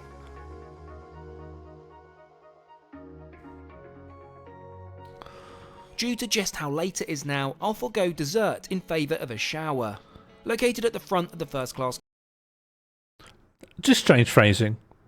Like, I don't think it's set up in such a way that you can have a dessert or you can have a shower. Cabin, there are 2 shower spas for use during the flight. Ordinarily, you'd simply... Oh, sorry, sir. I see you've had some pudding. Yes, I'm afraid you're not allowed to use the bathroom. book a slot with the flight crew, though as there's only about 4 people in first today, it's pretty flexible. I absolutely love the new design, with polished wood grain throughout, matching with... Yeah, you think he's so good, you're going on the best first class flights in the world. I can just have a pudding and then a shower whenever I like. And they're not in conflict. with the rest of the A380 refresh. Oh. The party piece, of course, is the shower, which grants you around 5 minutes of flowing water. The party piece of the bathroom is the shower. And have you seen the party piece? Water. It's still, in my opinion, one of the coolest things you can experience in commercial aviation, and only on the A380. What did he say? Did he say coolest or In coldest? commercial aviation, and I've water. It's still, in my opinion, one of the coolest things you can experience Coolest, in commercial okay. aviation, and only on the A380.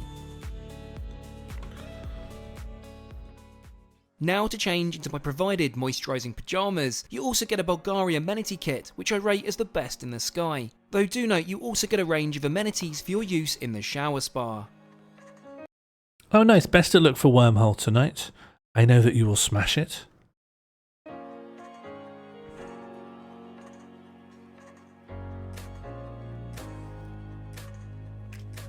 Returning to my suite, it's amazing to see a comfortable bed has been made up for me. Though there is one... Returning to my suite, it is amazing to see a comfortable bed has been made up for me. I cannot put my finger on why that sounds so odd. But that is a strange sentence, right? Returning to my suite, it was amazing to see a comfortable bed was made up for me. I think it's not ungrammatical.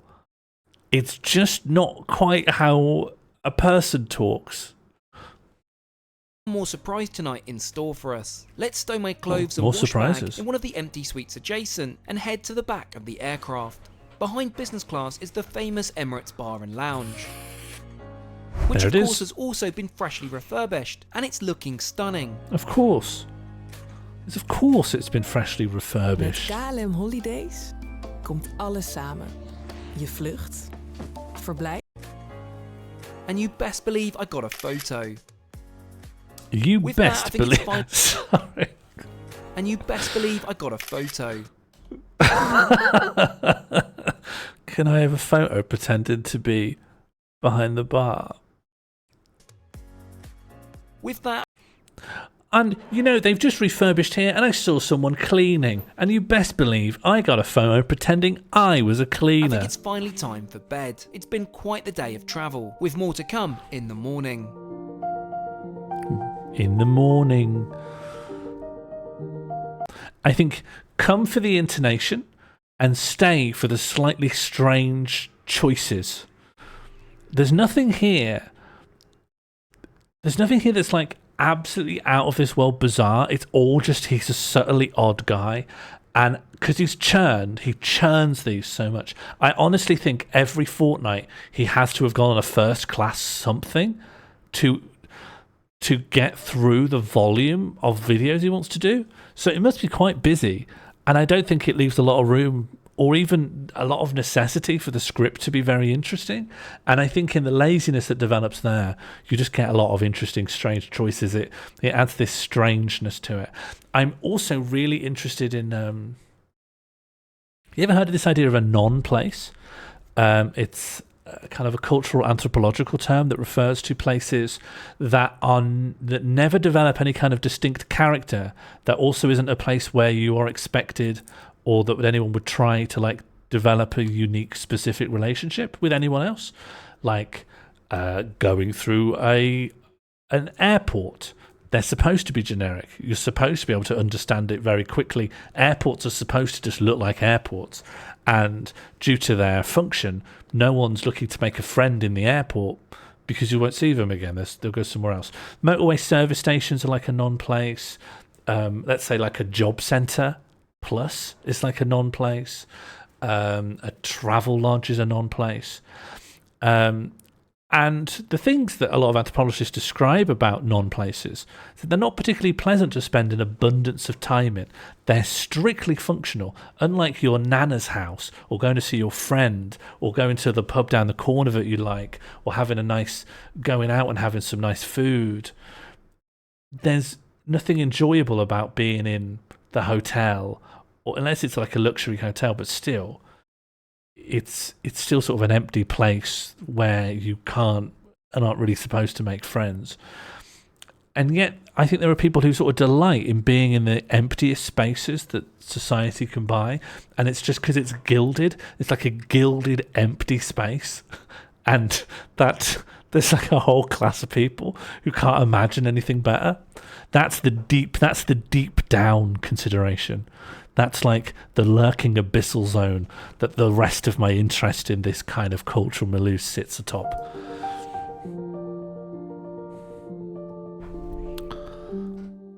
Not the same as liminal? Not at all, no. Well, good morning. I slept wonderfully, albeit for not quite... Even just saying, well, good morning... I don't think I've ever heard well, good morning before. Well, good morning. Well, good morning. I slept wonderfully, albeit for not quite long enough. As I've just been informed, we're about to make final approach. Good morning. I slept great. However, I didn't sleep for very long and I'm tired. Okay. Those two sentences seem to be in conflict. Let's hot-foot it over to the bathroom to get changed. These PJs tab out of place. Being in a weird little vehicle to have a kip, wonderful. A while back, I had an opportunity to have a little nap in a ferry. Very good. It's a good time. If I wear them in the terminal.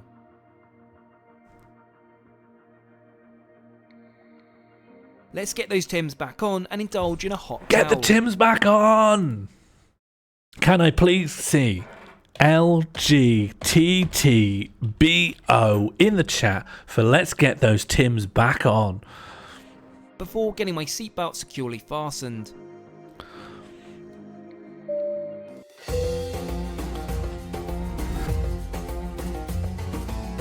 Oh, I don't like trying to find music that you associate with the culture you've landed in.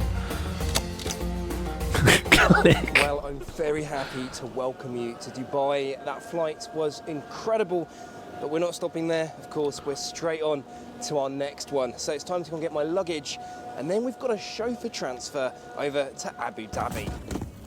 After clearing customs, I'm told to report to the chauffeur drive booth in arrivals. I'm promptly assigned a car, which will take me the 2-hour drive over to Abu Dhabi. This is a complimentary service for first-class passengers, and I can be driven anywhere within the UAE.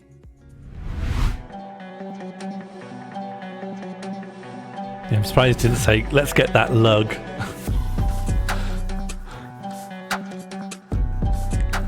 Let's grab my lug from the back of the car. Now I'm starting to get excited, as our next flight will depart Abu Dhabi's brand new Terminal A. I'm warmly welcomed at the premium entrance. My bags are taken swiftly into the terminal. There's just something, when you watch one of these where he's getting on multiple flights in succession, there's something that becomes like hypnotically nauseating about how every airport experience is so identical. I've arrived here. The formalities were dispensed with quickly. Then they stamped my passport. Let's get into that boarding lounge. Okay, let's stop wasting time and board the actual vehicle. I found that this was an enclosed space for first class users. Then I didn't have my steak as normal. I had some caviar, followed by a man's braised fist. Then, unfortunately, I couldn't have my tiramisu as I was smelly and needed to shower. Then I went to sleep. Then I woke up. I'm in this country now. Then I went to the airport. You're initially greeted by the business class check-in, though we'll be heading past this and onto our own first class channel. Here I'm invited to take a seat, whilst all the check-in formalities are taken care of. It's not all too long before my boarding pass is presented to me, and I'm beckoned to proceed through security.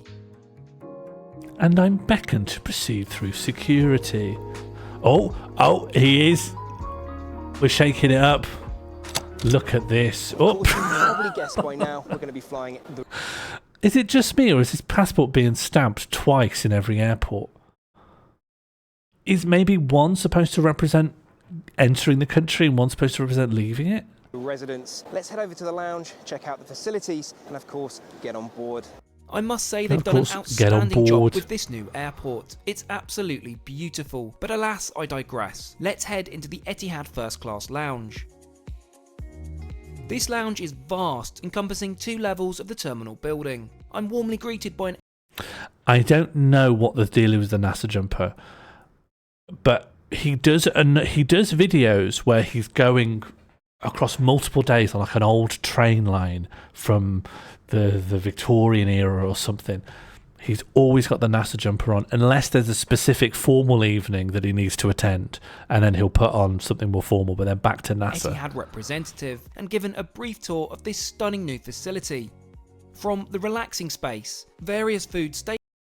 Rosanna, that's exactly it. And this is not like... Flying is kind of separate from the luxury travel experiences you can get elsewhere, because people who go on a cruise is strictly recreational, and a train, even though you can do a luxury train thing, it's still assumed for like 99% of trains only exist because people genuinely who are in A want to get to B. But with flights, no matter what you lay on top of it, flying is just too boring and inconvenient that anyone would want to do it for fun. There's just too much that necessarily is part of the flying process. Just sitting around, waiting for a gate to update, having to go through metal detectors, having a risk that someone pulls your bag aside and goes through it and goes, "What's this item you own? Why do you own this fork?" or something like that. Flying can't be made good, I think.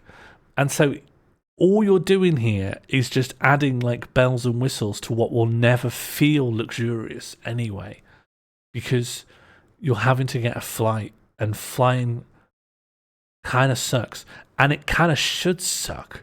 It seems wildly uneconomical to be using the space poorly. And the a la carte dining room. Given I'm in the residence, there's an even more exclusive area for us today. I'm led over to a private room named Al Ain, which is the 4th largest city in the UAE, by the way.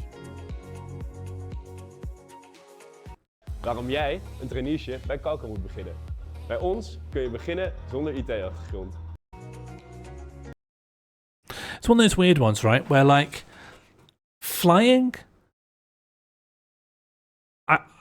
I wouldn't go as far as, personally, I think the invention of flying shouldn't be scrapped off the earth. There are times when it's important for someone to be able to access a part of the world quite quickly, and that's fine. What you don't want is someone encouraging a culture where it's fun just to go on a plane. So not only is it's just false. It's never fun to go on a plane. I don't know why someone would want to do it for fun.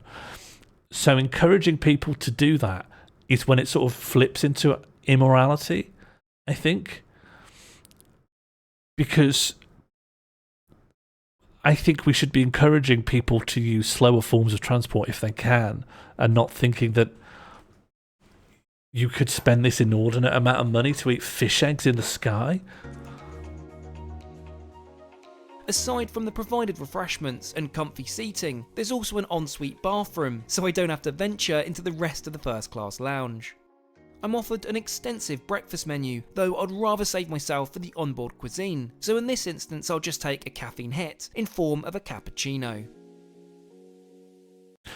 I forgot, we haven't heard much caffeine hit. He loves a caffeine hit.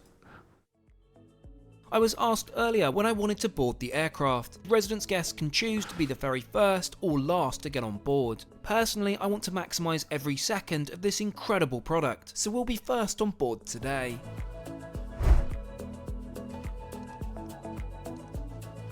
Let's get down that jet bridge then, and onto the A380 for the second time today. It's funny for him to have to do like the travel YouTuber, like he's just in awe of what's going on. Wow. While the voiceover's revealing, I was here earlier today. I was here earlier, I'm just coming back. Oh no. Welcome to the most exclusive seat in the sky, the 3-room Etihad Residence. There Oh no, it's like a fully little but I'll flat. stow my bags under the bed in my private bedroom. He has a little flat. He has a little bungalow on the More in this plane. room in just a moment. Let's get settled into my living room. I'm served a welcome Arabic coffee, which certainly hits the spot. It's not long before Few we're asked caffeine to fasten our hits seatbelts later. in preparation for pushback, as the safety video is Pushback! Pushback! Has anyone ever heard pushback before? I've never heard it outside of this. As far as I can understand, because he doesn't tell you what it means, pushback, I think, is what he says for takeoff. And maybe it's because you get pushed back into your seat when you go up. Push back, but push back from the terminal. Huh, I've never heard it before. He never says takeoff. He says push back. Run. What's that massive tag on his arm? His NASA thing. It has there on his arm a really big zip. A really... Pushback is when it leaves the terminal. Right. And is that just a word I've missed? Is he in any way odd for using it? I've just never heard it before, so it sounds strange to قبل me. مساعدة الآخرين يوجد 8 مخارج للطوارئ على متن هذه الطائرة تجاه المخارج.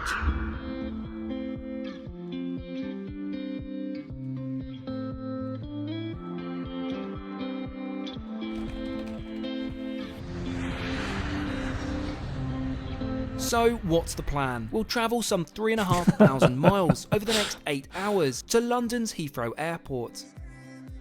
It's not all too long before we reach our cruising altitude, so let's take a proper look around our aircraft. There's room for 497 passengers across 4 classes of travel. We'll be in the... Okay, so where he is above first class. He is, if you look at this little diagram, There's room for 497 passengers. There's first class with 9 people on it. He's in the residence. He's in the little house they've built for one person to go in. Across 4 classes of travel, we'll be in the only resident suite on board, right at the front. Let's get the privacy door closed and explore the space. The living room is vast, with room for 2 passengers should you wish, comfortably seated on the leather-adorned sofa.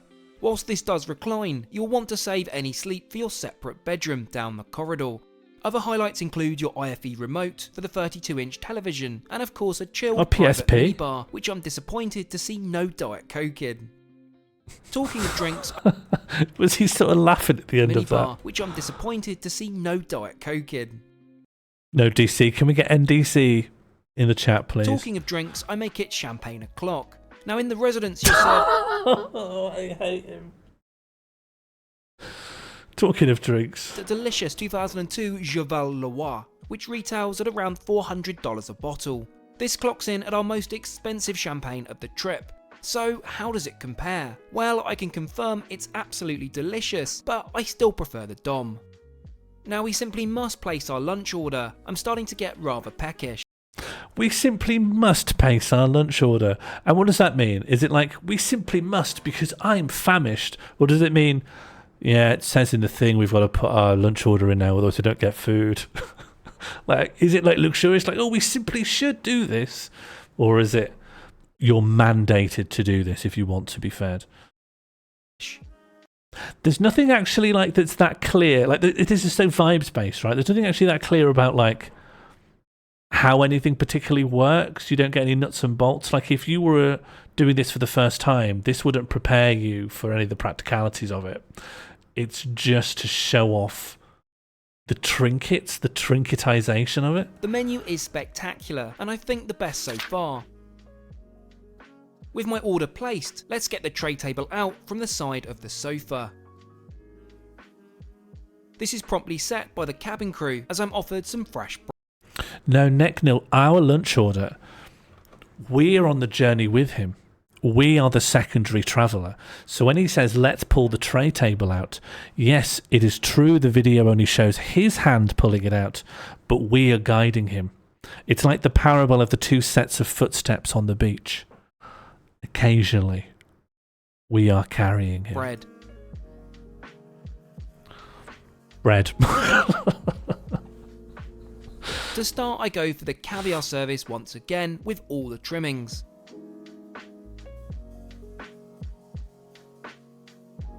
Usual suspects. For my second Hello, appetizer, Tip. I opt for the seared Australian venison with sweet potato puree and mustard fruit. Onze Jumbo Wapenaarkaas kreeg van Mustard de fruit. hoogste score bij de Superior Taste Awards. En? Lekker. Onze kaas is dus... It's lekker. Oh, do you agree that the previous ad is relevant to you? Do you know what? Yeah, I went to Jumbo the other Next, day, I'm offered and a I do palate like their cleanser lekker of kaas. raspberry sorbet. Oh yeah, Tip. I haven't thrown a curveball today. This is someone who, however your gut feels about them in the first couple of seconds, just trust that instinct. Now it goes without saying I do listen to feedback, so I will try and explore more options on the menu than just the steak. So for my main, I choose the camel kofta, served with... It is so. I discussed this earlier, the paid promo. It definitely refers to his ad role for Odoo. It might also refer to him having been paid by the, like, they paid for his flights and stuff. He got it for free in return for a favourable review. We just don't know. At the very least, it definitely refers to the Odoo. Aromatic rice, roasted vegetables and a mint yoghurt. I don't think I've ever had camel before, but I can confirm it's very tasty, somewhere between beef and lamb. Okay, camels between beef and lamb. Let's boot the Tims off then and get comfy. Let's boot the Tims The off. sun is- Oh, do you like that transition? He just threw them at his Let's feet boot and then the they're Tims on. off then and get comfy. The Bam. sun is beginning to set over southeastern Europe, which makes it perfectly excusable to head to my bedroom. However, I fancy taking a shower beforehand. Oh yes, Emirates is not the only shower in the sky. Emirates is not the only shower in the sky.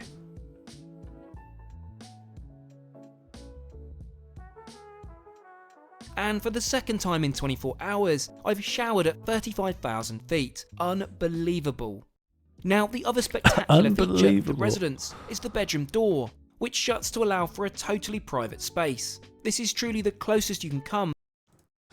Do you think this is the only door that you can have as an individual in a plane?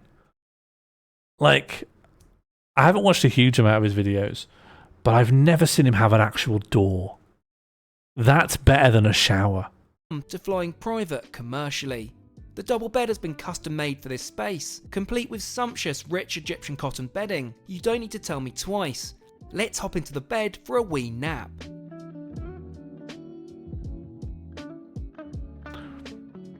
A wee nap.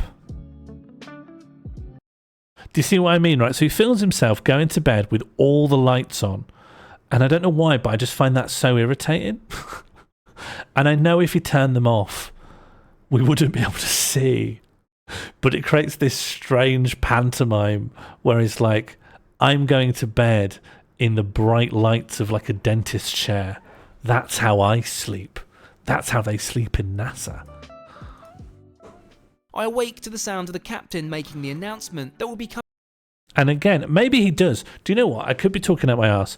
Maybe he does go to sleep with every available light on, including this one up here, this bright light here that you wouldn't want on for filming because it's pointing at the camera and not illuminating your subject very much. But the idea of turning them all off and then turning them on so that you can wake up again to pretend that you wake up with all the lights on, I don't know. Maybe he does just sleep with... The most generous thing I can say about this guy is that he always sleeps with every light source turned coming on. into land shortly.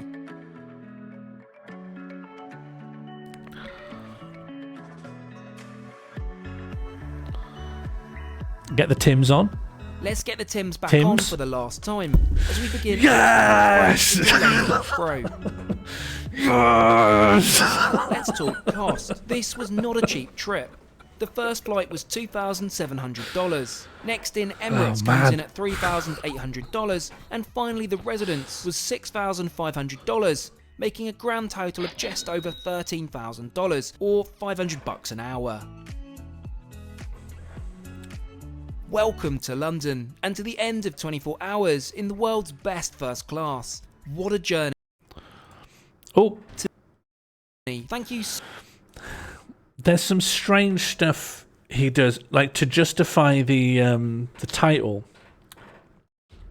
If you heard that someone was going on spending 24 hours in the world's best first class flight, if someone said, I'm spending 24 hours in the world's best first class flight, would you think that they were doing 3 completely separate flights with 3 completely separate airlines that offer 3 completely different first class service? Like, that's kind of confusing, right? It's confusing in the video to work out what's going on when he gets off the plane the first time, because you've clicked on a video that says 24 hours in world's best first class flight. He did another one where I can probably find it. This is like the first one of his I watched, where he says he goes flying first class to every continent in 7 days. But of course, there is no first class flight to Antarctica. You can get on a privately available thing that will take you to do a tourist experience-y thing in Antarctica, but it doesn't offer you first class. And he sort of tries to get around that. I love people who've like made this simplified YouTube video, because that's YouTube, right? You have to reduce whatever you're doing into that sentence and build the video around that sentence. But of course, there are no first class flights to Antarctica, so it just can't be fulfilled.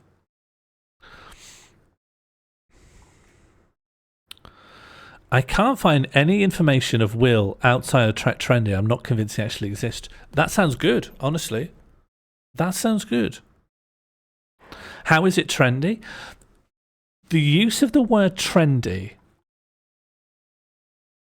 is interesting, isn't it? Trendy is a word. And maybe people's mileage vary on this. I'd be interested to hear from Maggie and Albert if the associations they have with the word trendy is a bit different.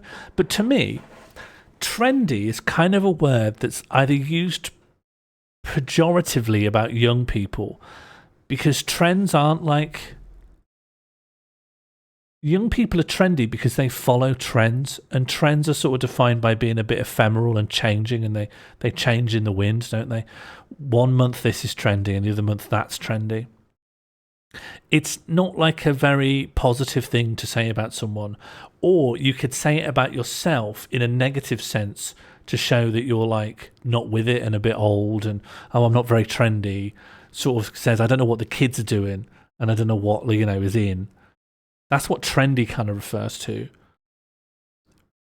But opulence, what he's advertising here is not a trend.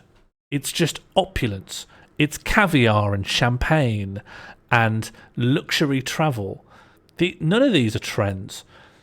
But trends to me, trendy, saying you're trendy, isn't a very positive thing. It makes you feel like you're just a bit of a gadfly hopping from trend to trend. But what he's actually advertising is elite luxury, right? I don't think that negative connotation really exists here. Oh, okay. I definitely disagree with Albert. It definitely exists here. I mean, it's still based on trends, right? This is trending this way, but it won't always trend this way. It's just a trend, you know. I feel like I've transcend too many times, and I'm absolutely losing my mind on it. Yes, he does. I also have made this journey. Let's go on it together. There are some old. We can break him into 3 parts. When he's Trek Trendy TV, if I want to see him 8 years ago. I'm Will, founder of TrekTrendy.com. Welcome to my YouTube channel, where I show you how to travel in luxury at half the price. So he's using the stock music that comes with a Mac, I think, there. I can't remember what the Mac video editing software is, but I know that's built in. Then he does some very... Oh. Is this still popular videos or something? I think some stuff's missing. Are we on popular videos or are we on every upload? Videos. Yeah, this should be every video. Huh. I thought I found some much older, sketchier looking stuff. Trek Trendy does Dubai Chic. I think I could not watch that and be happy.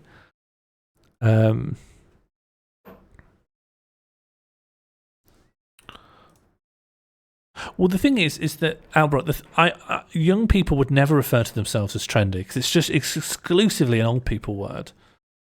And I know that you could say trendy in a positive light if you're older or just not trendy, and just be like, well, I'm not trendy. I don't know what the kids are doing.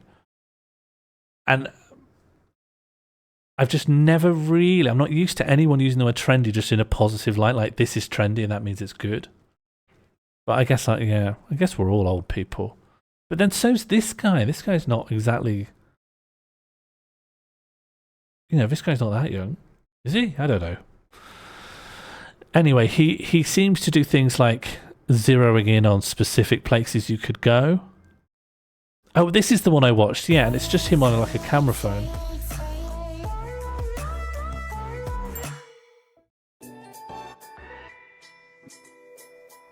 This is old Trek Trendy.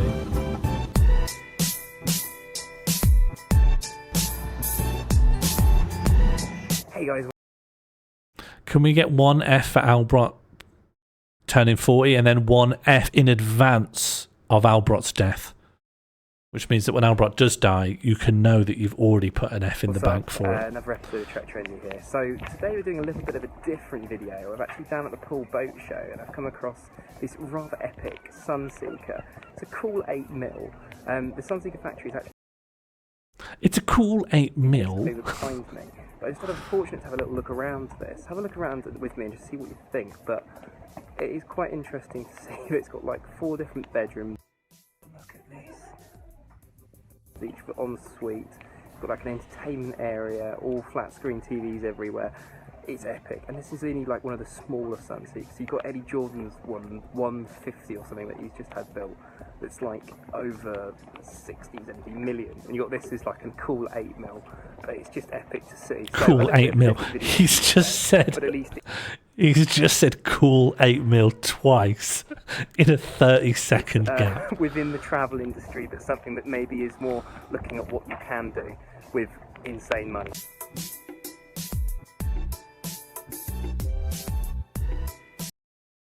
Yeah, it's one of the larger ones, but I'm afraid it is only 8mm side to side. It is for, I'm sorry to say, one day they'll build these for humans, but at the moment it's just for ants.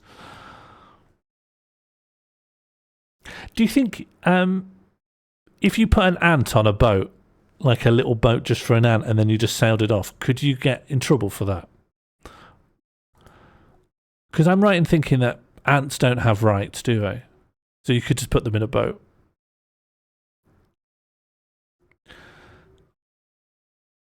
Ants on their own boats. Reception, that's just not true. Reception, I'm sorry to have to talk to you like this, but you're talking out of your arse.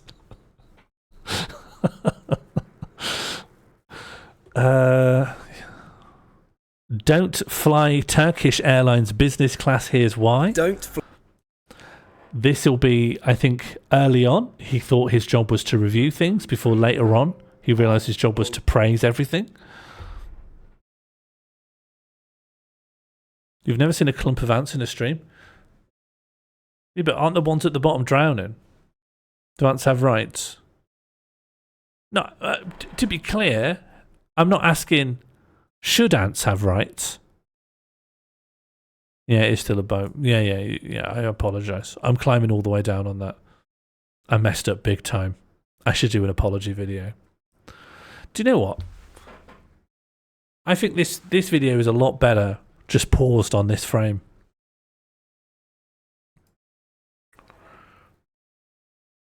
No, the rule is expanded. Let's see what he's talking about. Okay, and we're going to watch this, and then that's the stream. And we can all say we had fun, and we can thank each other for the experience. We can all tell one secret, and then we have to stop. Fly Turkish Airlines business class. Yes, that's a bold statement. Just 1 year ago, Turkish used to be among the very best. This has changed. Let's find out how. Changed? How?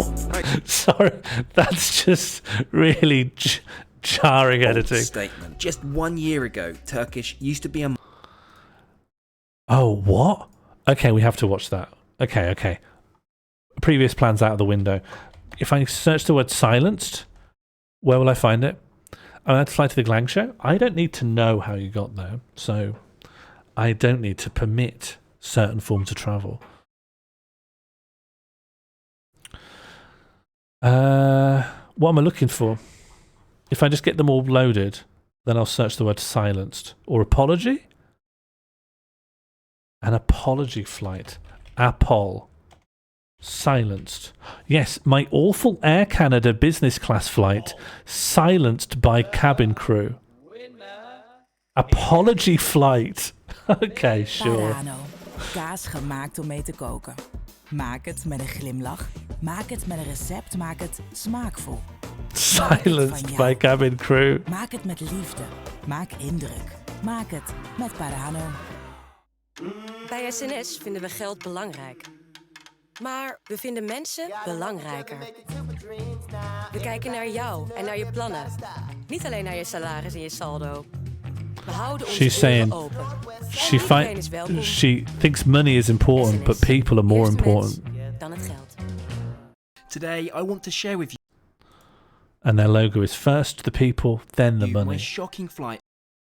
I feel like it's going to be an evil bank. Air Canada. I was silenced, threatened with legal reprimands, and yes, this fucking rules. Incredibly uncomfortable.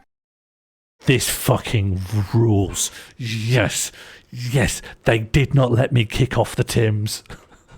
They said, sir, your feet stink. But he hasn't even got the Tims.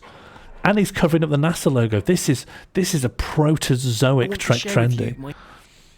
See you, Saul. We'll let you know how it goes. We'll let you know if he finds a DC. On board Air Canada. I was silenced, threatened with legal reprimands, and made to feel incredibly uncomfortable.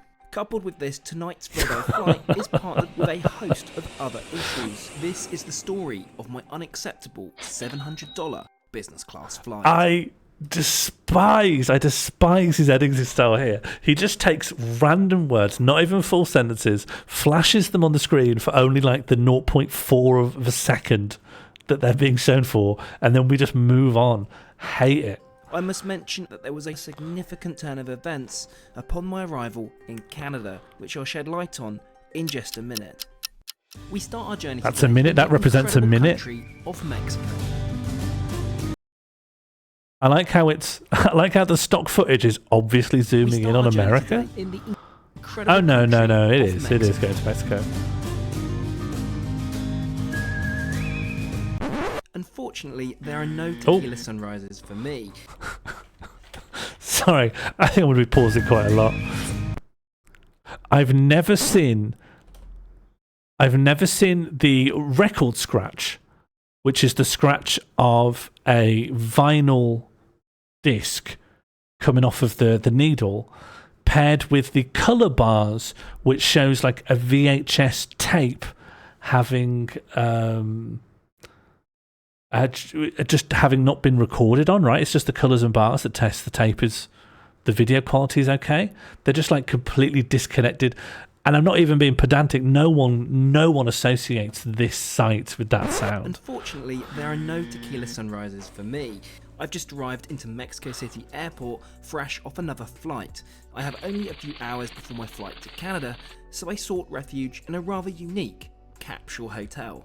After a couple of hours of chill, side note, would you try one of these? It's time to head over to check-in. When my journey starts today, it's going to be quite an interesting one, and it's perhaps the worst timed flight I could possibly have chosen, but it was the one that had the 787 Dreamliner on.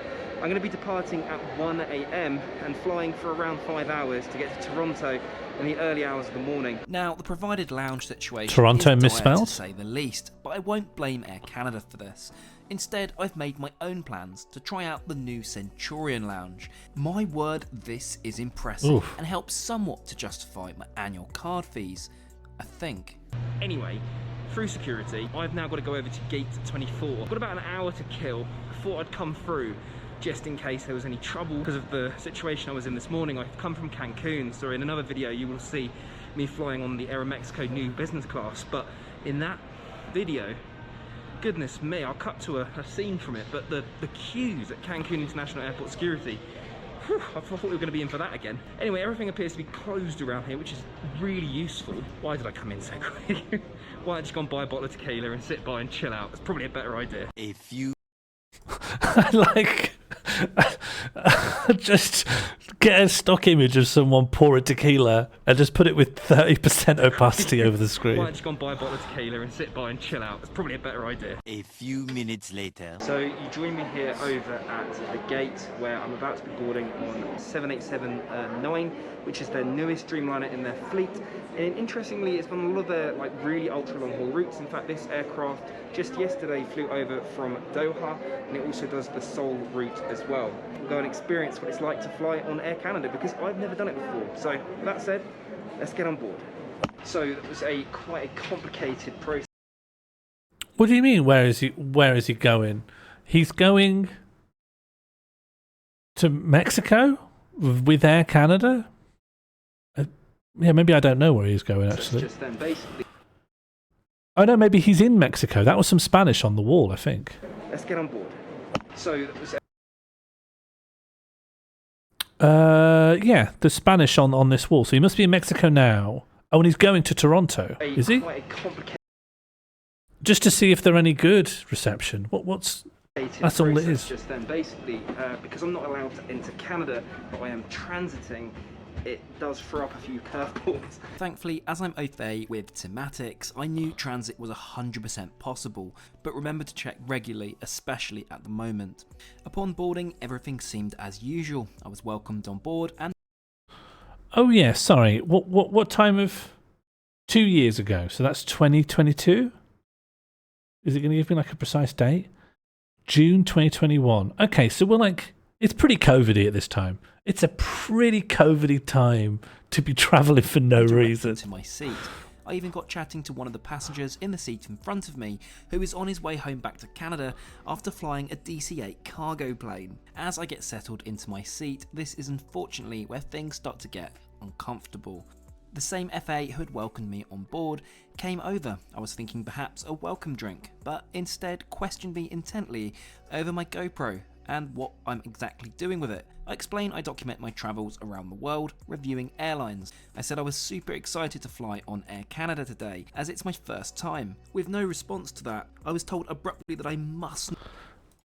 What's this shot of him looking up? Is this him trying to reenact what it must have looked like to stand over him and ask him questions?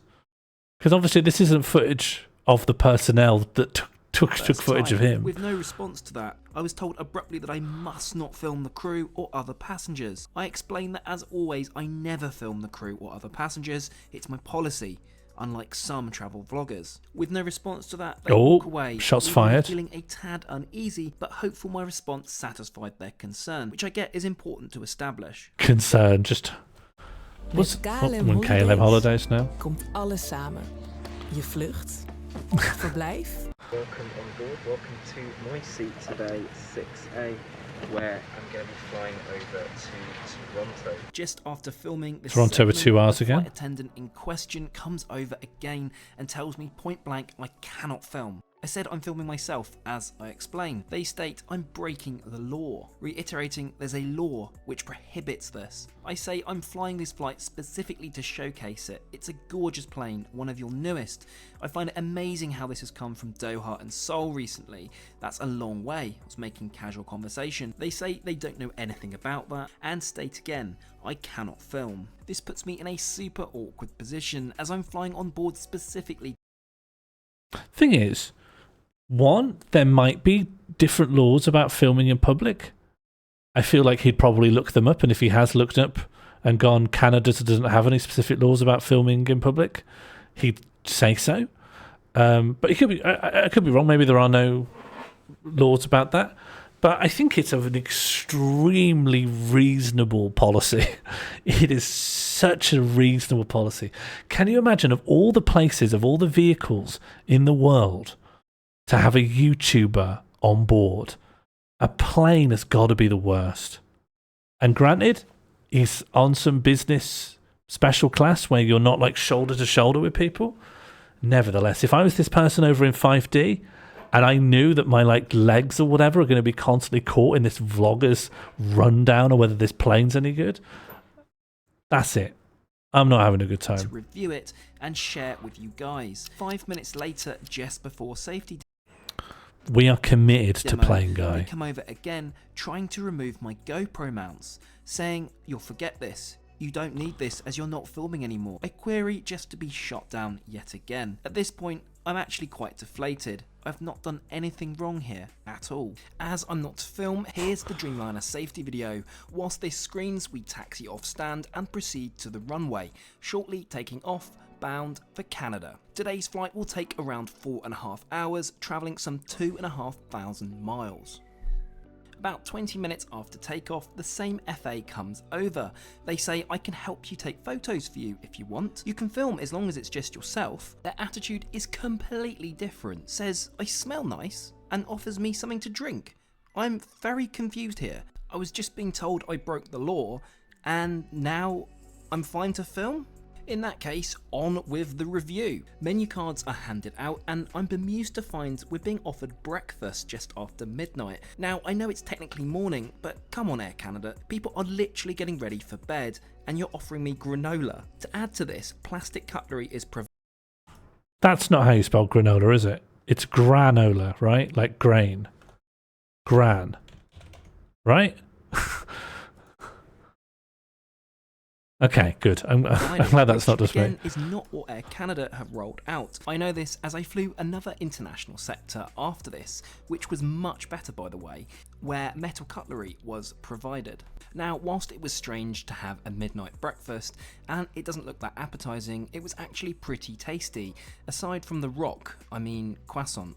Sadly, I see offering breakfast here is just a cost cut rather than anything else. For drink, I went for a ginger ale. Do note that Air Canada do not offer any hard liquor at the moment. Right, time for a loo review, and today it's with a view. As far as loos go, this was decent, clean, and I loved the maple leaf wall design. The bathroom was stocked with the Truvy amenities, which I love.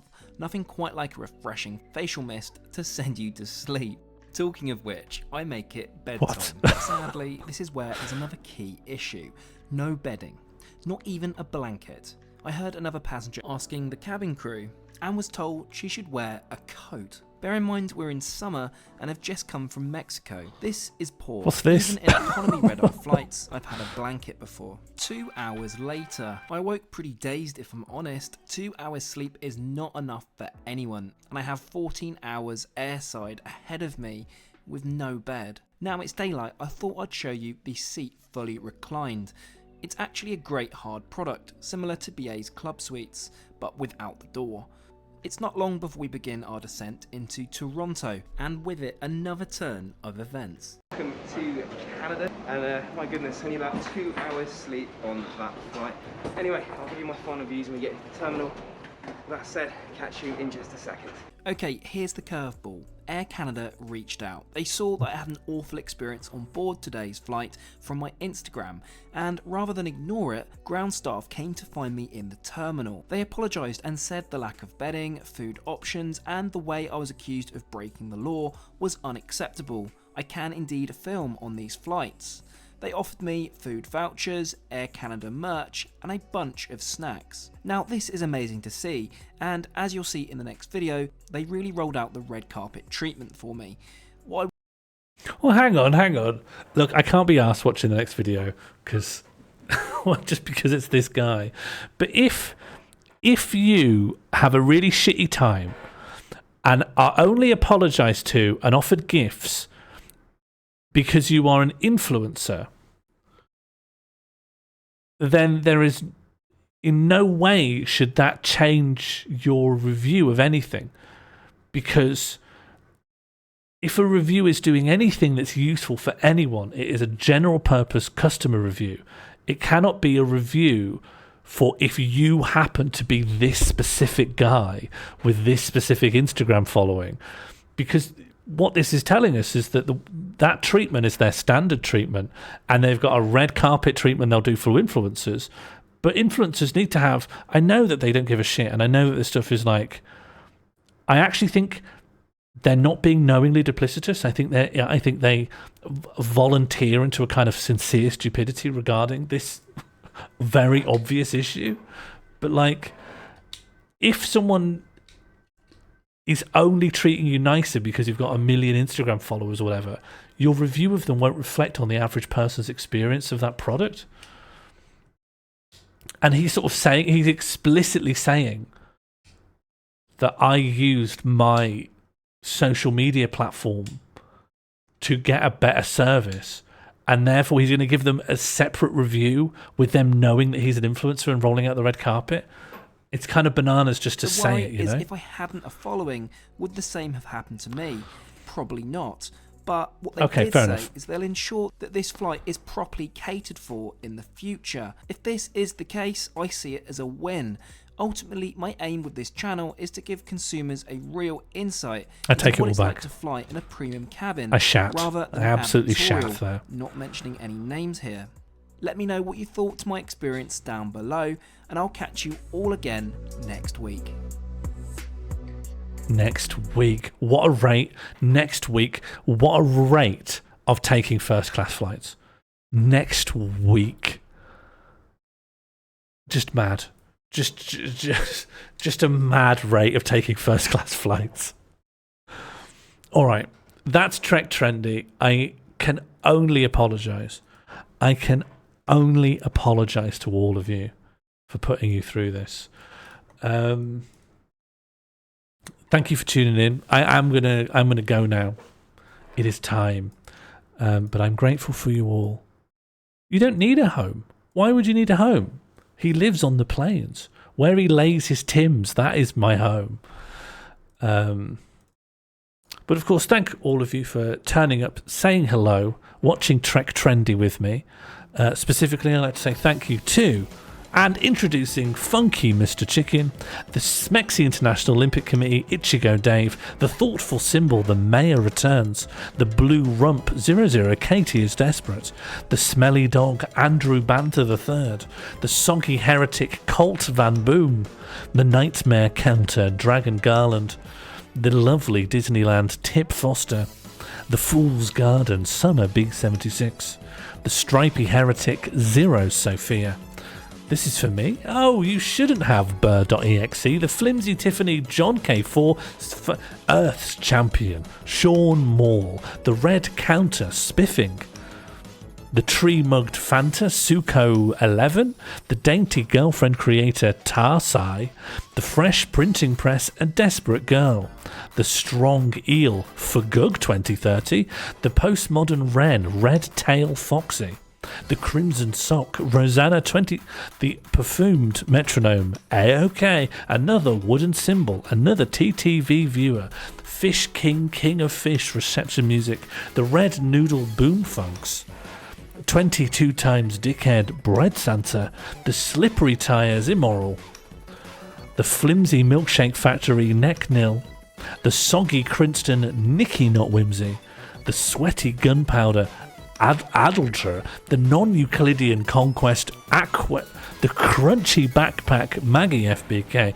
the gelatinous use, this longer than normal, it's all the fantastic International the Crumpled Tram, Dedicated Lurking 9 to 5, the Nices Office Chair, Marcus Keeley. I recommend you go to twitch.tv/Albrot at Ice Cold DC, the Loose Art Gallery that's also people, Andy Plem. Wow, that's a lot of people. Thank you so much for turning up, putting the hours in. We have witnessed all the way through Trek Trendy. Thank you. You can now all thank one another to be part of this community.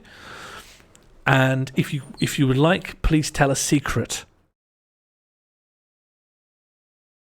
Now's your chance to say thank you, everyone. Thank you, everyone. And my secret is I have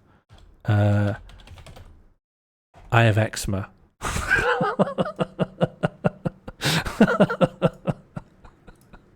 Doesn't have to be good, doesn't have to be interested. Goodbye. Though there is one. Returning to my suite, it is amazing to see a comfortable bed has been made up for me. I cannot put my finger on why that sounds so odd. But that is a strange sentence, right?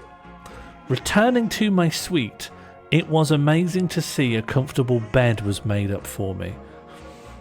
I think it's not ungrammatical.